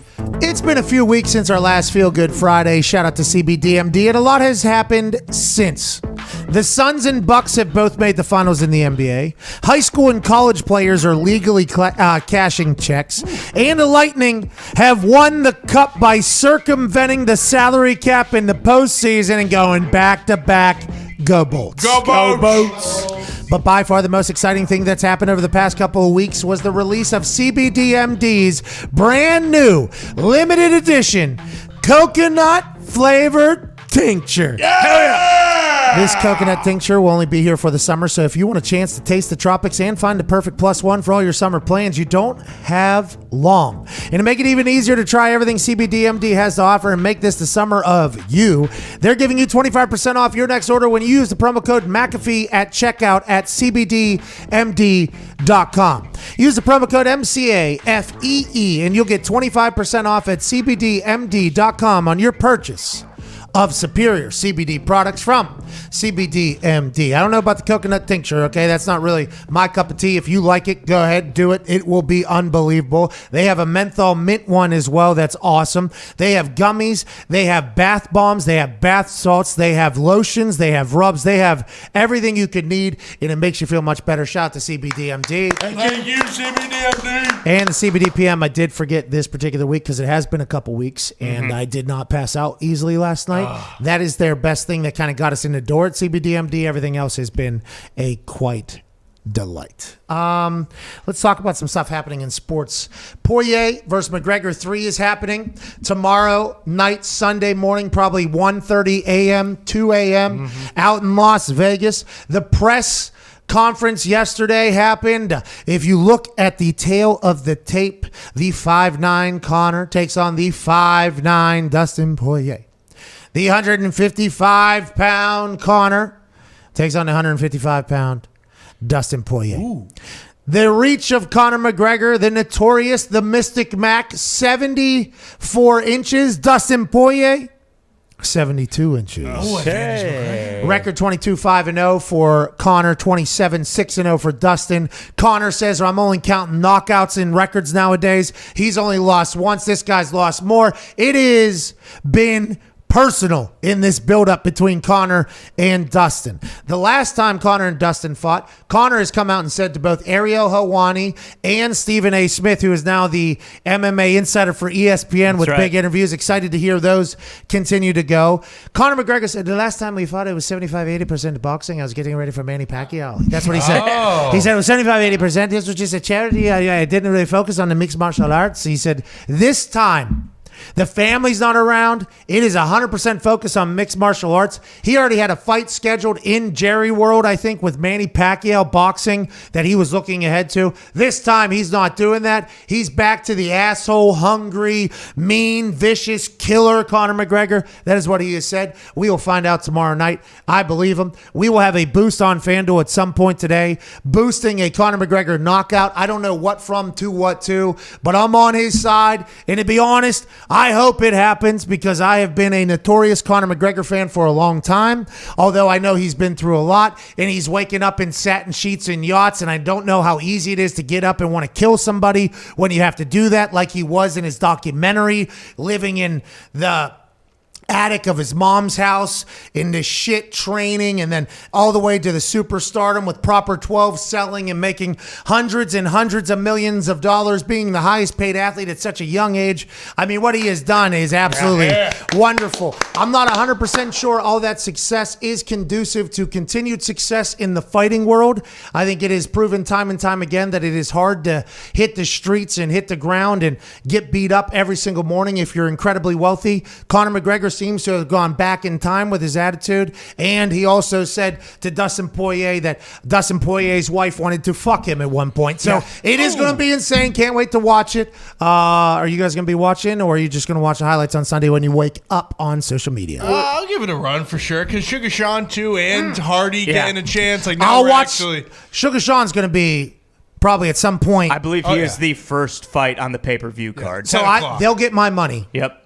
because the Sugar Sean match that's leading off. Now, Greg Hardy fighting, that's fascinating Yeah, I as hope well. he gets knocked out really bad. Everybody on Earth wants him to get knocked out. I think so. He's not good, right? He is a good fighter. He's not good at fighting. I mean, I don't think he won his last fight, but I don't think he really did much. I mean, So you're saying Greg Hardy not a good fighter and you hate him? Well, I think he's a piece of shit as a human. He I is. think, For sure. which has been. He came out yesterday. Documented. He Yeah. either said yesterday or 2 days ago. He said, "I've been found guilty of nothing I've been accused of. The narrative about me is that was his big angle." Then he cut a promo on Sean Merriman, I think, and then some other things happened. But whenever he first got into the UFC, I remember Dana White just being, "He's fighting." Yeah. They're like, "This guy is terrible." There's photos of his ex on a bed of guns and this and stories of this. And Dana's like, "Yeah, he's fighting. And now he's gotten to the point where, has he had any recent fuck ups? Oh, I don't think any fuck ups, but he doesn't have any notable fights either. But he does Well, throw bombs. Connor said Khabib doesn't either for his first 20 fights. There was another thing. It seems like Connor is angling for his next fight to be Khabib. Come on. Now, Khabib, what, 29-0 or something like that? 29-0. His dad passes away. He said he wanted to go 30-0 and retire. Then he retires. And then Dana says he's coming back maybe. And then, no, he's officially retired. And Connor was like, Connor saluted him, by the way. He gave him like a good run. And when his dad passed away, and then Stephen A. asked him about him. He said, "Well, he's proved nothing. Nothing in this sport." He went back to, it seemed like back in the day, kind of angling for that fight, which I think the world wants to see, right? The last time they fought, there was a brawl out in the audience and everything like that. It's just, when Connor's in the fight game, there's so much conversation to be had. That thing is going to be so late. There's no way I make it up past them. They'll get my money for Sugar. Can't wait to watch. But if Connor doesn't win, what happens after this? He just starts boxing everybody? I don't know. You might as well. I mean, it doesn't matter though, does it? Even if He'll gets, sell out every arena if he's exactly. to fight forever. Look at Diaz in Phoenix. Right. When Diaz was in Phoenix, that place was a Diaz crowd. He could have sold. Diaz, is it? Diaz. He's still the guy. No matter how, if he wins or loses, people love him. By the way, he could have won that, I think, late. And I could see how maybe he didn't know that, but he caught. Diaz is still Diaz. He's awesome. He's going to be must watch. Connor will always be that way if he wants it, but he has 100-some million. Yeah. So I don't know how much training. I think it seems Ariel says he's back. He's hungry. He wants to take it over again. I hope we get another run of that. That'll be awesome. But I think reality could potentially set in. I hope not. I hope he wins again and gets going. Yeah, I mean, if he gets beat, I don't know. He might be done with the UFC. We were kind of talking about it before the show. Like, it would make sense if he did, like a one-off with Jake Paul at like the Staples Center, and then because Jake Paul is burying both Connor and Dana White right now. Exactly. And yeah. And then after that goes and fights Logan over in Dublin or something like that. Like, he's got plenty of options. I just don't know if he'll keep grinding in the UFC. I hope he gets a win this weekend. Me too. And Khabib. Because everybody he fights, there's good build-up, good promos. Seems like there's genuine heat, except for this last one against Dustin where he was like super nice. Hey, I got a Manny, I'm representing sport. He said, I'm trying to stay sharp. That was he's just trying to stay sharp. That's why he was doing the Dustin Poirier fight, and then Dustin beats him or whatever. And it seemed, but everybody else, he gets into beef, and then it seems like they settle it afterwards. Like after you fight, like that's kind of the cool thing about fighting back in the day before it was kind of banned in public, but definitely in the UFC, you fight, you settle it, then you kind of shake your hands and move on. This one, I mean, it's gotten very, very personal. And this is the third of it. I don't know how they're going to, and I guess either of them care. I don't think Connor cares at all, which is good news because it feels like he's got a little savage back in him. But this whole Jolie Poirier stuff, I'm wondering about her. What happened there? I mean, it's getting brought up, and Connor's saying, man to man here. This ain't a promo here, is it? Think about the sauna. Hey, just think about this as you're trying to lose some weight, man. She's lying to you. It's like, oh, God. Shit. Connor seems to be all the way back, and this guy has all the money in the world. Right. What if he finds the Savage again? That'd be dope for everybody. He takes it back over. It's when the UFC's the best. Like when it's him and like John Jones. Those are the two guys. Like Brock Lesnar. Yeah, Lesnar. So if Brock Lesnar comes back, John Jones, Conor McGregor, Sugar, I think is getting to the point where his performance is, but he's going to take a little bit. Dana White wants Conor to be good, right? Yeah, 1000%. I don't go to the judges. And I'm counting knockouts only. Yeah, that's the greatest. Tapping out the judges. Doesn't count. Derek Carr is in an interview, and he said that he is not said motherfucker that Tom Brady is potentially talking about on The Shop. Now, has that aired yet? And do we know who Tom Brady is talking about when the clip of Tom Brady saying, "You're sticking with that motherfucker" on The Shop was released via The Shop and uninterrupted HBO, premiering and kind of teasing this next season? Everybody's like, oh, this has to be about free agency. Who could it be talking about? And the guessing game began immediately. Ian Rappaport said he thinks he's talking about Phillip Rivers in the Indianapolis Colts. Some people are thinking that he was talking about Jimmy G and the 49ers because you want to go back there, even though he and Jimmy G are friends. There is a numerous amount of people. I guess Derek Carr got mentioned this. Derek Carr said he ain't talking about me, all right? Because I'll fight him. Derek Carr said, I'll fight him. Yeah. I'll fight him. He's talking about me. And this is not the first time I think Derek Carr has said, I will fight somebody. I think Derek Carr low-key trains. I think he's boxer, maybe MMA some sort. Oh. He is very comfortable saying, I will fight people. And I've never not believed him, by the way, whenever he said it. He said it here again. Derek Carr, super good guy. I think he's super religious. I like that he said, I am not the guy he's not, and I will...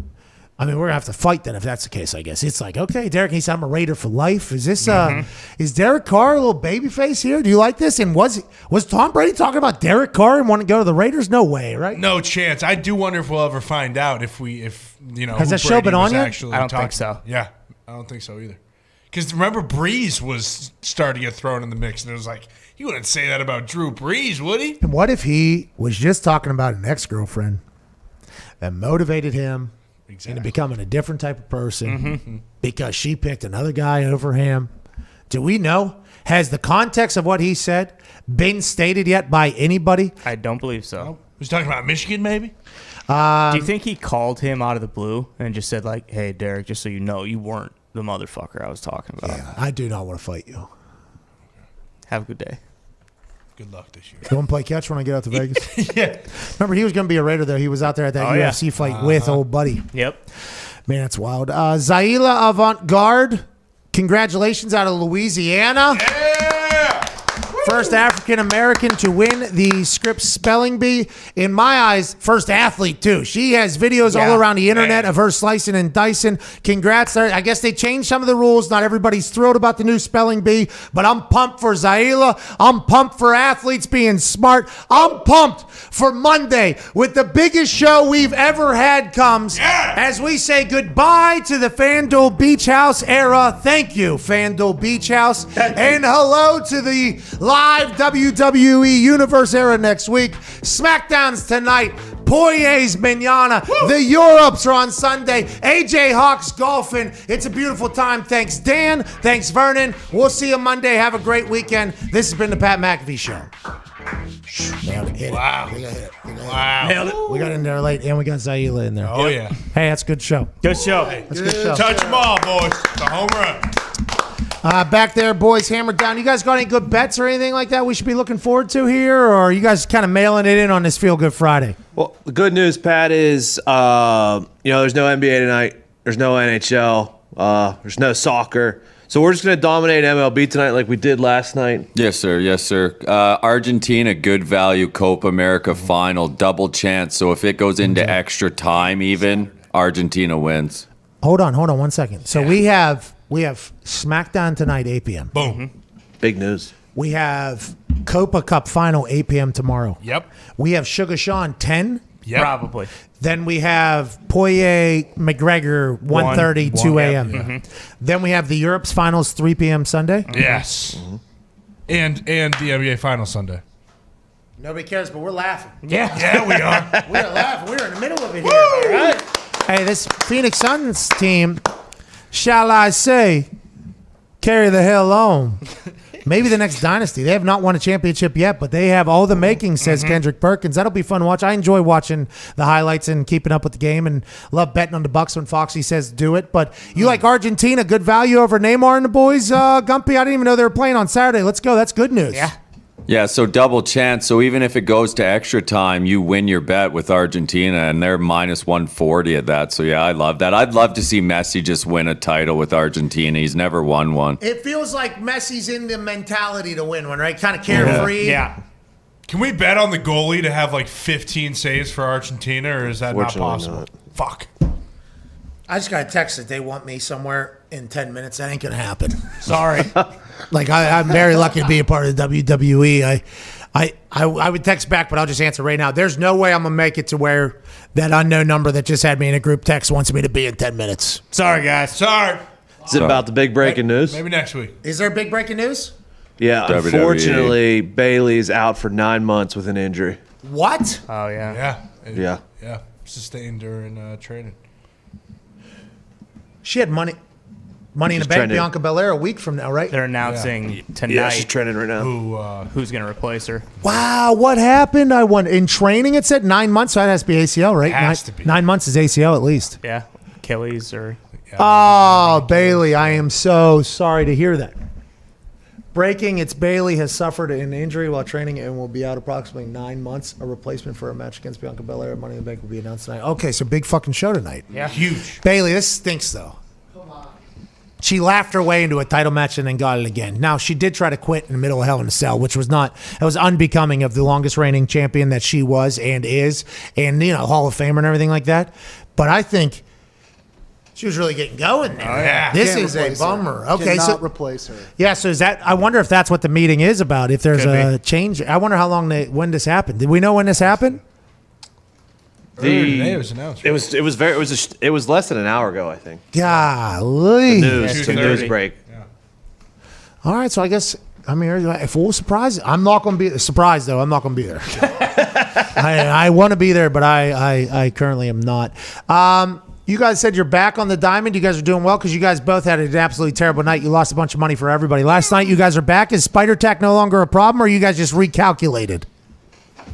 Diggs had a clean sweep, 3-0. I was 3-1. I mean, water finds it level, Pat. I mean, it was a bit of a schneid. We bounced back. So is the Spider Tack not that big of a deal? I mean, it's hard to tell. Some pitchers can figure it out, some can't. Like one pitcher on the Red Sox literally said he has to learn how to pitch again. Yeah. So that guy shouldn't be in the majors. But like the hey, he's not a Red Sox, so that means he's doing good, right? Better than I you. mean, the Red Sox are rolling. They are the best team in baseball. AL or NL? AL. Well, wait till you run into the Buccos. Okay, World Series a couple years from now. I can't wait. Hey, hopefully this stooge that doesn't know how to pitch without cheating figures it out by the time we get the Buccos here in a couple I of was going to years. say, if you're the owner of the Buccos, I'll put on that pea hat. No problem. You kidding me? If we are the owner, by the way, it would be he would have. I mean, you would not. It would not show in the percentage actually in the cap table that would be in the entire thing, but you would. I think we would all take real ownership over that thing. Oh yeah. By the way, I think the percentage that I would have with the money that I would have to round up would also be very, very small. But I would be the operating partner. Acting. Yeah, which is good. Have made calls. Now we go. Sell the team. Really? Diggs, I really have, dude. I don't know why or how it's a good idea. I actually thought to myself, like, I got so deep into it, like who I need to call, how I need to do this, who it could work, how much we actually need to get. Is it even possible with the way Bob Nutting's operating over there? Probably not. But what's the price maybe that it could become feasible? How much is the stadium, by the way? Because the stadium is not owned by the Pirates. How much could we potentially get out of that? I mean, I have gone in to this thing, to really looking to see if I could do it, because has any show, media company, ever ran a professional team while also running their business concurrently? I mean, there's other businesses that are run while owning a team, and they're all boring businesses mostly. Mm-hmm. You know what I mean? They're mostly, this business is a hilarious business. It is a fun business. It is a pretty good business for the sport. We could still do our thing while owning a team with the people that we think we could potentially hire. I think for how ridiculous it actually sounds after looking into it. Now, do I want to do it? No, that's a whole nother bag of worms. I have enough endurance to do it. I have enough energy to do it. I have enough, drive to accomplish something like that. But do I want to turn my focus into turning around a baseball organization as opposed to potentially running one of the most fun operations of all time, which is our current business? This is just like when I was retiring, and there was a lot of things that went into it, but I was kind of tired of focusing on kicking a ball good when the offense, like I would like to spend my time maybe on some other stuff. At what point do you think, would I just fall in love with focusing on that, or would I be so sick of focusing on just that I would want to get out of there? I mean, you hate baseball. Yeah, so I think terrible. that's kind of Pat, you need to. But if I have a horse in a race, Yeah, it's true. if I have a legit a legit horse in. Hey, that's our ball team out there. Yeah. You know what Those are our boys. I guess it would probably be like if you offered Ohtani like $500 million and he was like, no. He'd be like, all right, I quit. I'm done. I don't want to do this Yeah, anymore. you're right. That would be the problem. If we could not just go get the wish list that has been put together for the amount and it didn't work for whatever reason, it'd be like, oh, so we're just going to suck. Now what am I going to do? Now what are we doing? Pat, you need to As long as we get Hasbula, we'll be fine. Pat, you need to talk to Ted Turner owned the Braves and a media corporation for a long time. So talk to him. Yeah. Did Jackie Moon look like he was having a bad time out there? I don't think so. He did actually. He got really dark for him there for a little bit. Couldn't pay anybody. Are you playing catcher? Are we doing like the Jackie Moon thing? You're getting in the game? Are you kidding me? I mean, I've proven that I can go air free through 7 innings at right field. Right. I've proven I can do here we that. go. I've proven. Is Ted a bad guy? Because you had a look on your face when I brought up his name, and do I not? I mean, he wasn't on air. Is that? Oh, Ted Turner? Yeah. No, I Bad forgot about guy. that. He made the Braves like America's team there for a bit, actually, with his TBS TNT deal. That was. I watched Braves games because it was on TBS. It was on TV. Yeah. We'd have to sign Castellanos too, obviously. Yeah, deep fly to left. Of course. Absolutely. See, these are the things that. What if they don't sign with us? Right. Yeah, I didn't really even consider neither. that until Me neither. Ty just said that. Shohei was our pitcher for the next 4 years. The face of the franchise. I had him. Yeah. He was on the team. He was wearing a Pirates jersey in my brain already. Tatis Jr., by the way, Slam Diego, no more. Welcome to Slamsburg, Pittsburgh, Pennsylvania. Yeah, I think I'll take $50 million less than saying San Diego. Thank you, though. Thank you for the offer. See, we didn't even think about that. No, We were already building ticket sales, brochures. I had family packages already pieced together. You had game, night, and days planned I already did, dude. I was- for 81 games. And people don't understand. I don't think people fully understand how I operate. And Nick probably gets it, and Phil would get it a little bit more than everybody because I've literally always been this way. If something is presented and I have just a little bit of an interest, I feel I am doing myself a disservice if I don't learn about it. Like, hey, what is the process behind this? And what would I do if this was potentially available? And now, at this stage of my life, with what we've been able to prove that we can do and handle and do, this house included a part of that entire thing very quickly. Not a lot of places, I don't think, could have done this in about 72 hours turnaround like we did, which is awesome and ridiculous at the same time. So I'm getting in these. I will invest time. People used to send me tweets that were disparaging tweets, and they thought I would not invest time in there. I will go all the way back through their Twitter account to 2012. If I am invested and want to learn about something, I will spend too much time. I will get to the point where I convince myself it's a good idea.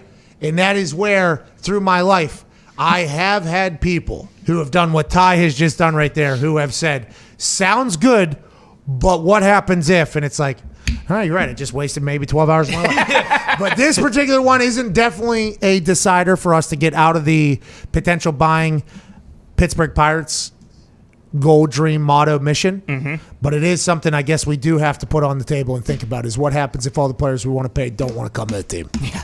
Too bad. Sign the goddamn contract right now. Oh, you think we get the Italians that are there? Exactly. Are a plenty around Pittsburgh to kind of maybe get the whole.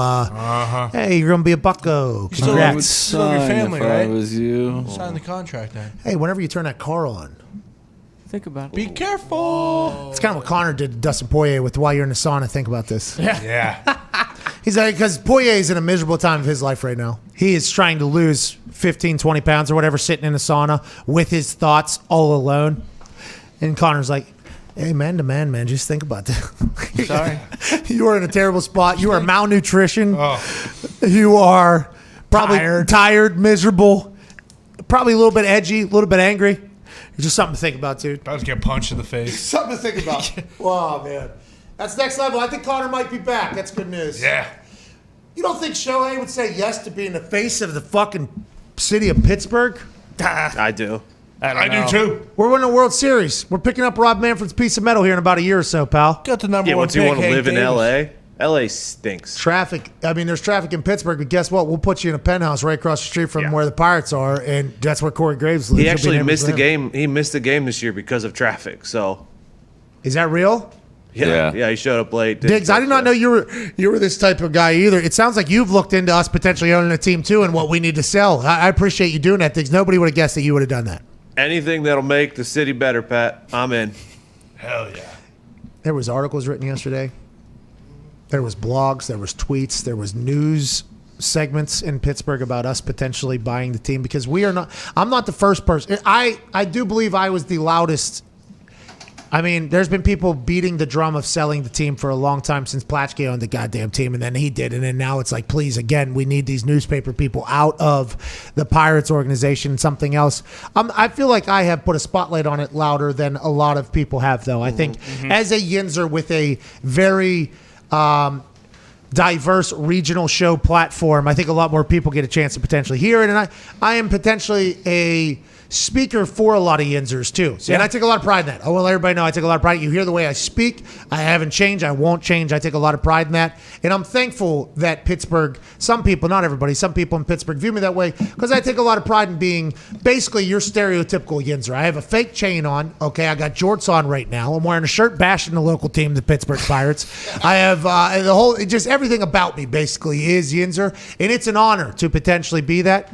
And I want to let everybody know with all these articles, I looked into it, and if we could do it, I think we should do it. But there are some pitfalls that I don't think I have even thought of yet, and I will be open to accepting those from people in my life over the next couple of days. Life is risk assessment. Pros and cons. Risk reward in every decision has to be thought of, especially one when you're thinking about loaning or having to find $3 billion to buy a team.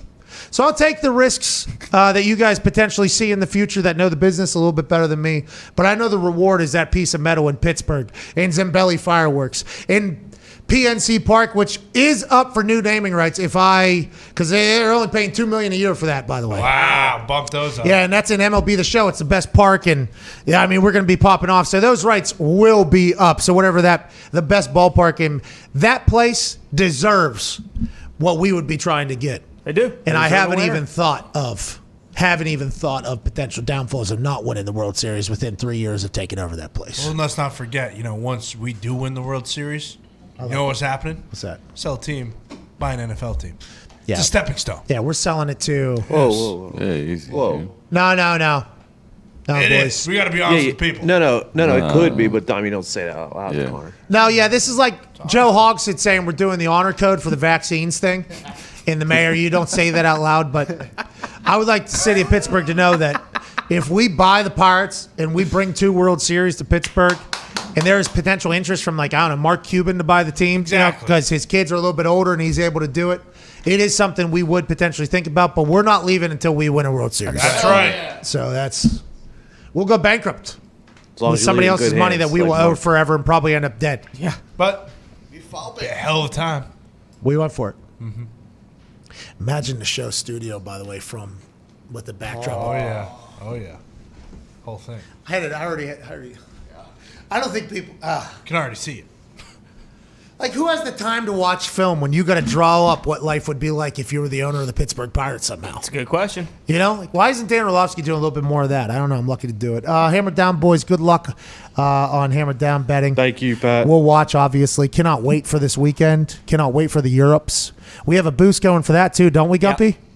Yeah, it's not up yet. I think we have one where it's a tie, so it goes into extra time. That would be our boost, by the way. That is our boost, yeah. Yep. And then the one I chose was over 1.5 goals. Okay, so that was minus 200. So those odds are not going to get to a good spot, but we will be able to boost those from where they are. And Gumpy, who is the best soccer gambler on planet Earth, says, I don't want to bet on England because England's playing Italy. Hammer Down is literally Italy and England represented. So what's a bet we can all get behind? The over 1.5 from minus 200 to whatever they move, if they do move that one. I don't know if that one's been locked in as a definite yet. I think that is what we're kind of waiting on almost, by the way, to see if they will boost that or not. I think they will.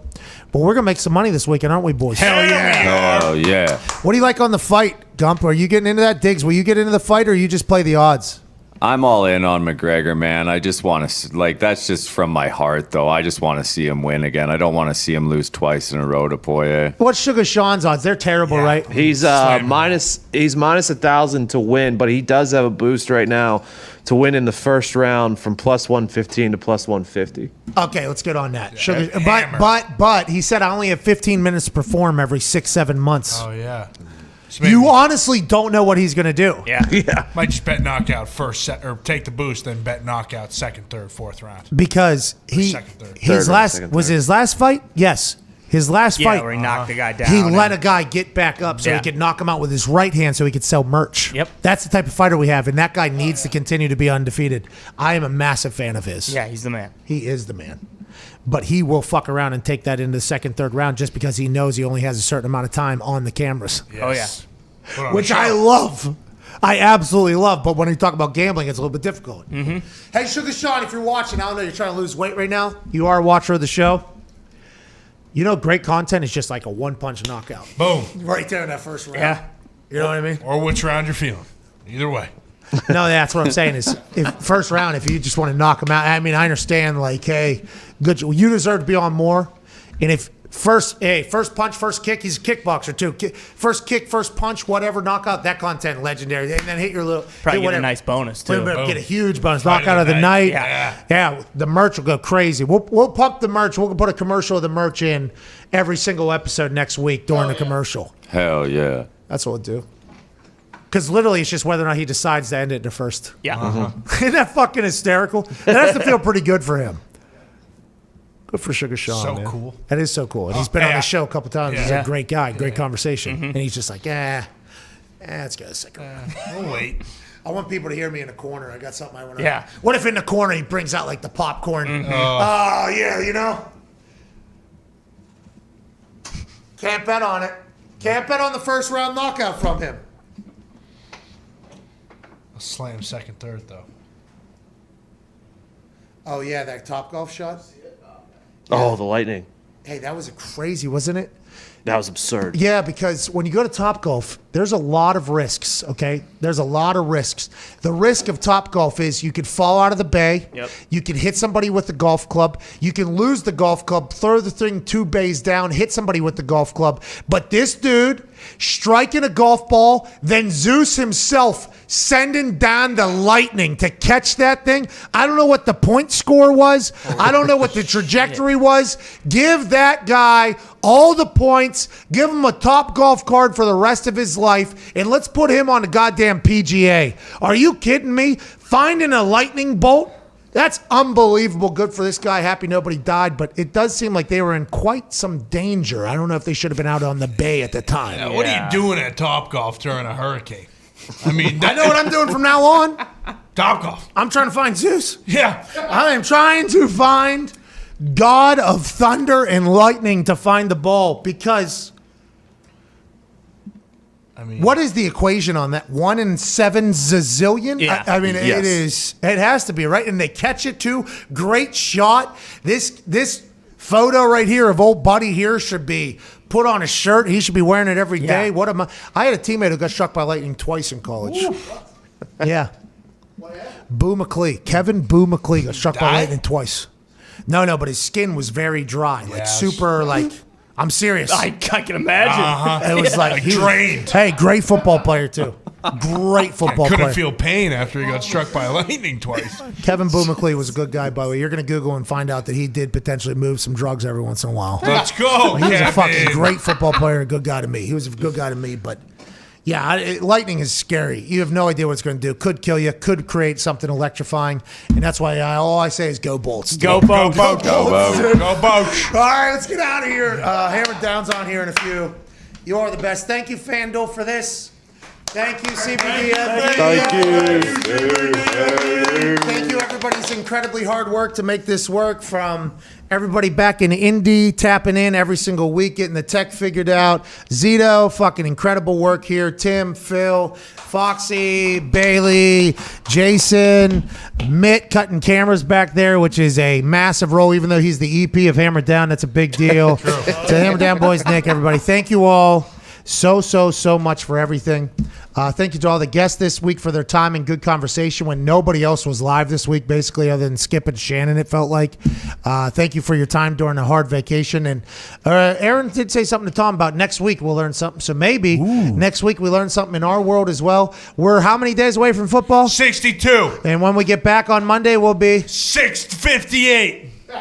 59, I believe. But we'll see got you a then. 5-day weekend? Football's right around the corner. Oh, you don't want to work. This guy doesn't want to work. I'm not a math guy. I'm not a math guy. Okay. Yeah, it sounds like you're not a work guy either, trying to take a 3-day and 4-day weekend. No. It's unbelievable, Connor. But for real, thank you guys for all your time and effort for this. Thank you, man. This has been cool. Thank you to the significant others that have allowed people to leave their houses and live in Tampa 1 day a week for the last 10 weeks. Thank you. Thank you. You guys back there. Come on, England. Hey. This is it, pal. Hey, are you guys going just- live? You're going live. We're going to be live. Am I going live? Am I going to be? No, I'll call in. Yeah, Sunday at 3. Watch along. You guys are gonna be England, live. Italy. You guys are going to be live. Yes, sir. So we should at some time I'll FaceTime in, I think. Thank you, Pat. Probably after don't your thank me, England I'm just saying. Berries one. No, I'm thanking you because that's 2 hours of air to fill, and if you call in, that'll help. Yeah, well, that's why I'm not coming down. Yeah, I was going to say, I will call in as well, but I'm not going to go down there. Because I accidentally stepped foot into the studio while the watch along was going on. Yeah. And I was fucking trapped for 75 minutes in there. Yeah. So with the call, I can at least lose service like AJ. Yeah, exactly. And get out. By the way, AJ Hawk teed off in 22nd place today. Wow. It's not bad. For AJ, let's go. Can we put the list of the partners up, the groups up here at the American Century Championship out Lake Tahoe? He's even through one. He is even through one. Here we go. I don't know if he can be. AJ. It's point scores, right? Well, yeah, he's got 0 points through one, so he did not double So he got a bogey, yeah. So he got a bogey on one, which is great. That's better than what he did last year. I got a text from him that although he did string together the 3 worst days in the history of golf last year, he has full faith and belief that he will win this year. Let's go. And when you start looking at the groups there are some power players teeing off at Tahoe this morning. And then there's a couple groups that I think you would rather be found dead than be in. But this Tahoe lineup is fantastic. The people they got out there, this is no joke. And I've watched at home and I've seen the moments where, Steph will shoot a basketball, AJ will tackle somebody, Aaron will do something awesome, somebody will drink a beer, something will go on. I've watched the moments from afar. But now that AJ is in it every year and he's like one of the staples of that, getting to learn about this a little bit more, there are some massive names out of Stacked field. This is stacked this week. Yeah. I mean, that Mahomes group. Are you kidding me? Travis Kelce, Patrick Mahomes, Justin Timberlake. Is that the coolest group of golf of all time? Well, then you got Aaron Rodgers, AJ Hawk, Larry Fitzgerald. What is going to be said? AJ at some point has to hear something that'll be worth one single fuck right on the air next week. We would think. But the groups in this thing, I mean, just look at this. This group is just like a throwaway group nobody even thinks about. They tee off 10:57. We don't know if that's local or Eastern. Kyle Williams, scratch golfer. Robbie Gould, scratch golfer. Andrew Whitworth, I assume he's a good golfer. Those are 3 incredibly cool dudes there teeing. This seems like the American Century Championship has got going, right? Maybe I'll get the golf game together enough to maybe find some time to get good at golf and maybe get a little bit more popular to get invited to this thing. Joe Buck is teeing off with Joe Meyer. Yeah. In Smoltzy. In Smoltz. I mean, let's Joe go. Meyer can play. Doug Peterson's leading the whole thing right now. Doug Peterson has said, I didn't want to leave Philly. I wanted to fix that place. Let me go win this. Now watch me hit this drive. We will not stand for slander about my exit from Philadelphia. Now watch me hit this drive. Patrick Peterson, Vince Carter, Jimmy Rollins. Not bad. Awesome. You just pick a random group and you're like, what the fuck? David Wells, CC Sabathia, Greg Maddox. Yeah. Yes. Awesome. This is the who's who over here, man. Strahan, Tuck, Ware, right below it. Romo, 11. Urlacher, Annika Stormstam. Wow. bingo.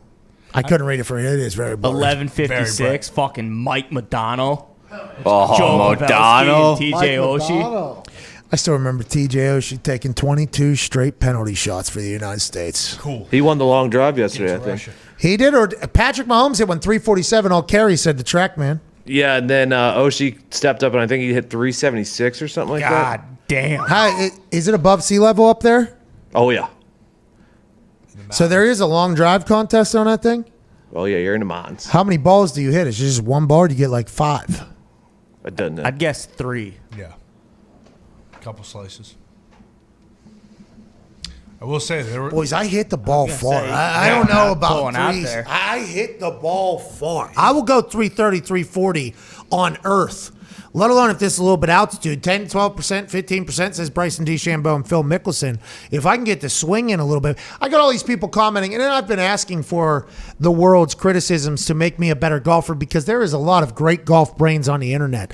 But all these people have no idea how far I hit a ball. They have no clue what club I'm using. And I think those are two very vital pieces of information when judging a golf swing. So I won't take anybody serious unless they acknowledge that before they give their tip. So it's a nice way to kind of get in there.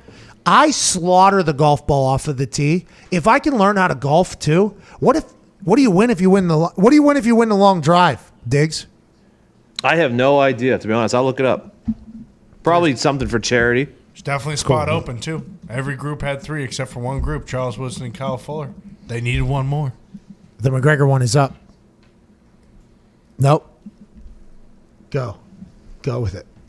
Go. Hey. Go. I'm telling them. They sent me Go. people. I'm happy that we're starting to do this more live between my relationship with FanDuel, but hey, put it up. Let's go. What are we doing? You said no. No, I said no to the other day. Put it. Come on. Put it up. All right. Thank you. All right, see you. Let's go. Hey, let's go, corner. Go, corner. Sluncha. That's FanDuel, by the way. That's the calls. By the way, that is how the calls go with me, FanDuel. What the hell's going on? What are we doing? That's the boost. Is that not, at the beginning, I feel like it was a very, hey, don't know how to do it. Now we have gotten to a good spot on both sides where it's like, no, we can't do it. Yeah, we lost $4 million because of the last thing. You want to do that again? Yeah, I would like to. We can't do it. Please. It's gotten to a nice place. Mm-hmm. It has gotten to a good place. And that's the difference, with our relationship with them and the other place. Like, we are in a very good place with them where we can still be, hey, you guys are fucking up here. And no, we don't like it. While also being like, place is awesome. The place is incredible. It's been a good thing in this McGregor boost. Let's go ahead and get this thing. Hey, he's back to being a savage. Hey, you said you're betting with your heart, Gumpy, but he seems to be back to being a savage, doesn't he? When I saw him come out like this yesterday, I knew it was over, dude. Hey, congrats to Bob Fox, by the way, getting to ask a question. Baby we love you, Bob. Bob. Go, Bob. We love Bob. I think Bob, next Conor McGregor fight, I should text Bob this, but I'll just say this aloud. Because of how much Conor likes him, Conor obviously wanted to be nice to Robbie, but did not, wasn't his similar Robbie. I think Bob should ask a very asshole question to opponent. So Conor and Bob can team up. I like that. Alley-oop. Yeah, it's like I think that is the next step of this whole thing. Because as I was watching it, that's a tough standing up in the middle of that press row with that thing, and who could see that whole thing. Bob asked a great question. Okay, it was about the family. It was obviously that he knows what he's doing.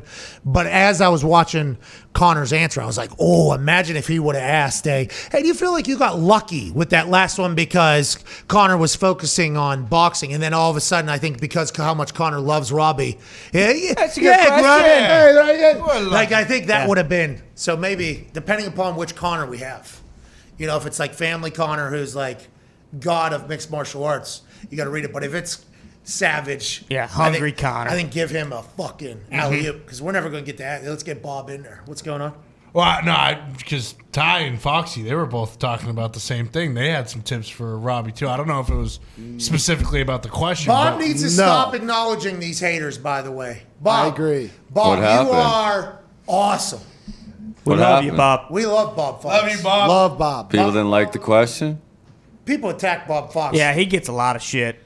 Oh, really? Yeah, and I don't like the Bob Fox even. He's either got to bury people or not acknowledge it because Bob is like a gentleman. He's classy. He's been very nice. I love him. But the people that are burying him are in the minority, and he puts a spotlight on him, and it kind of empowers some other people. You got to bury them. Let him go. I love Bob Fox, dude. And I like that he has Dana White and Conor McGregor on his shit. Yeah. Mm-hmm.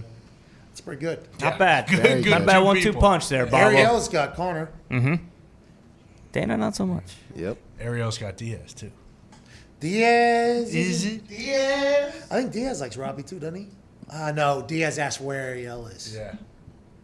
I like watching two outsiders. Mhm. Now Ariel was with ESPN, but Fighters. yeah, Robbie though getting in there and getting access, I love it because it has to piss off so many people. Oh yeah, so many people have to get so mad about it because he's incredibly biased. He loves Connor, and these guys are all like, oh, it's about the sport, it's about the competition, and he doesn't give a fuck. It's Keep awesome. doing your thing, Bob. Good luck out there, Connor. Hope you get a knockout. The boost is up on FanDuel. Better be at least. Better be. Better be. Make it happen. Let's go, Connor. We're out of here. We got to clean up this place and leave. SmackDown tonight. See you guys. Cheers. Hammer Down's what, 10 minutes? Yes, sir. Cheers, bye.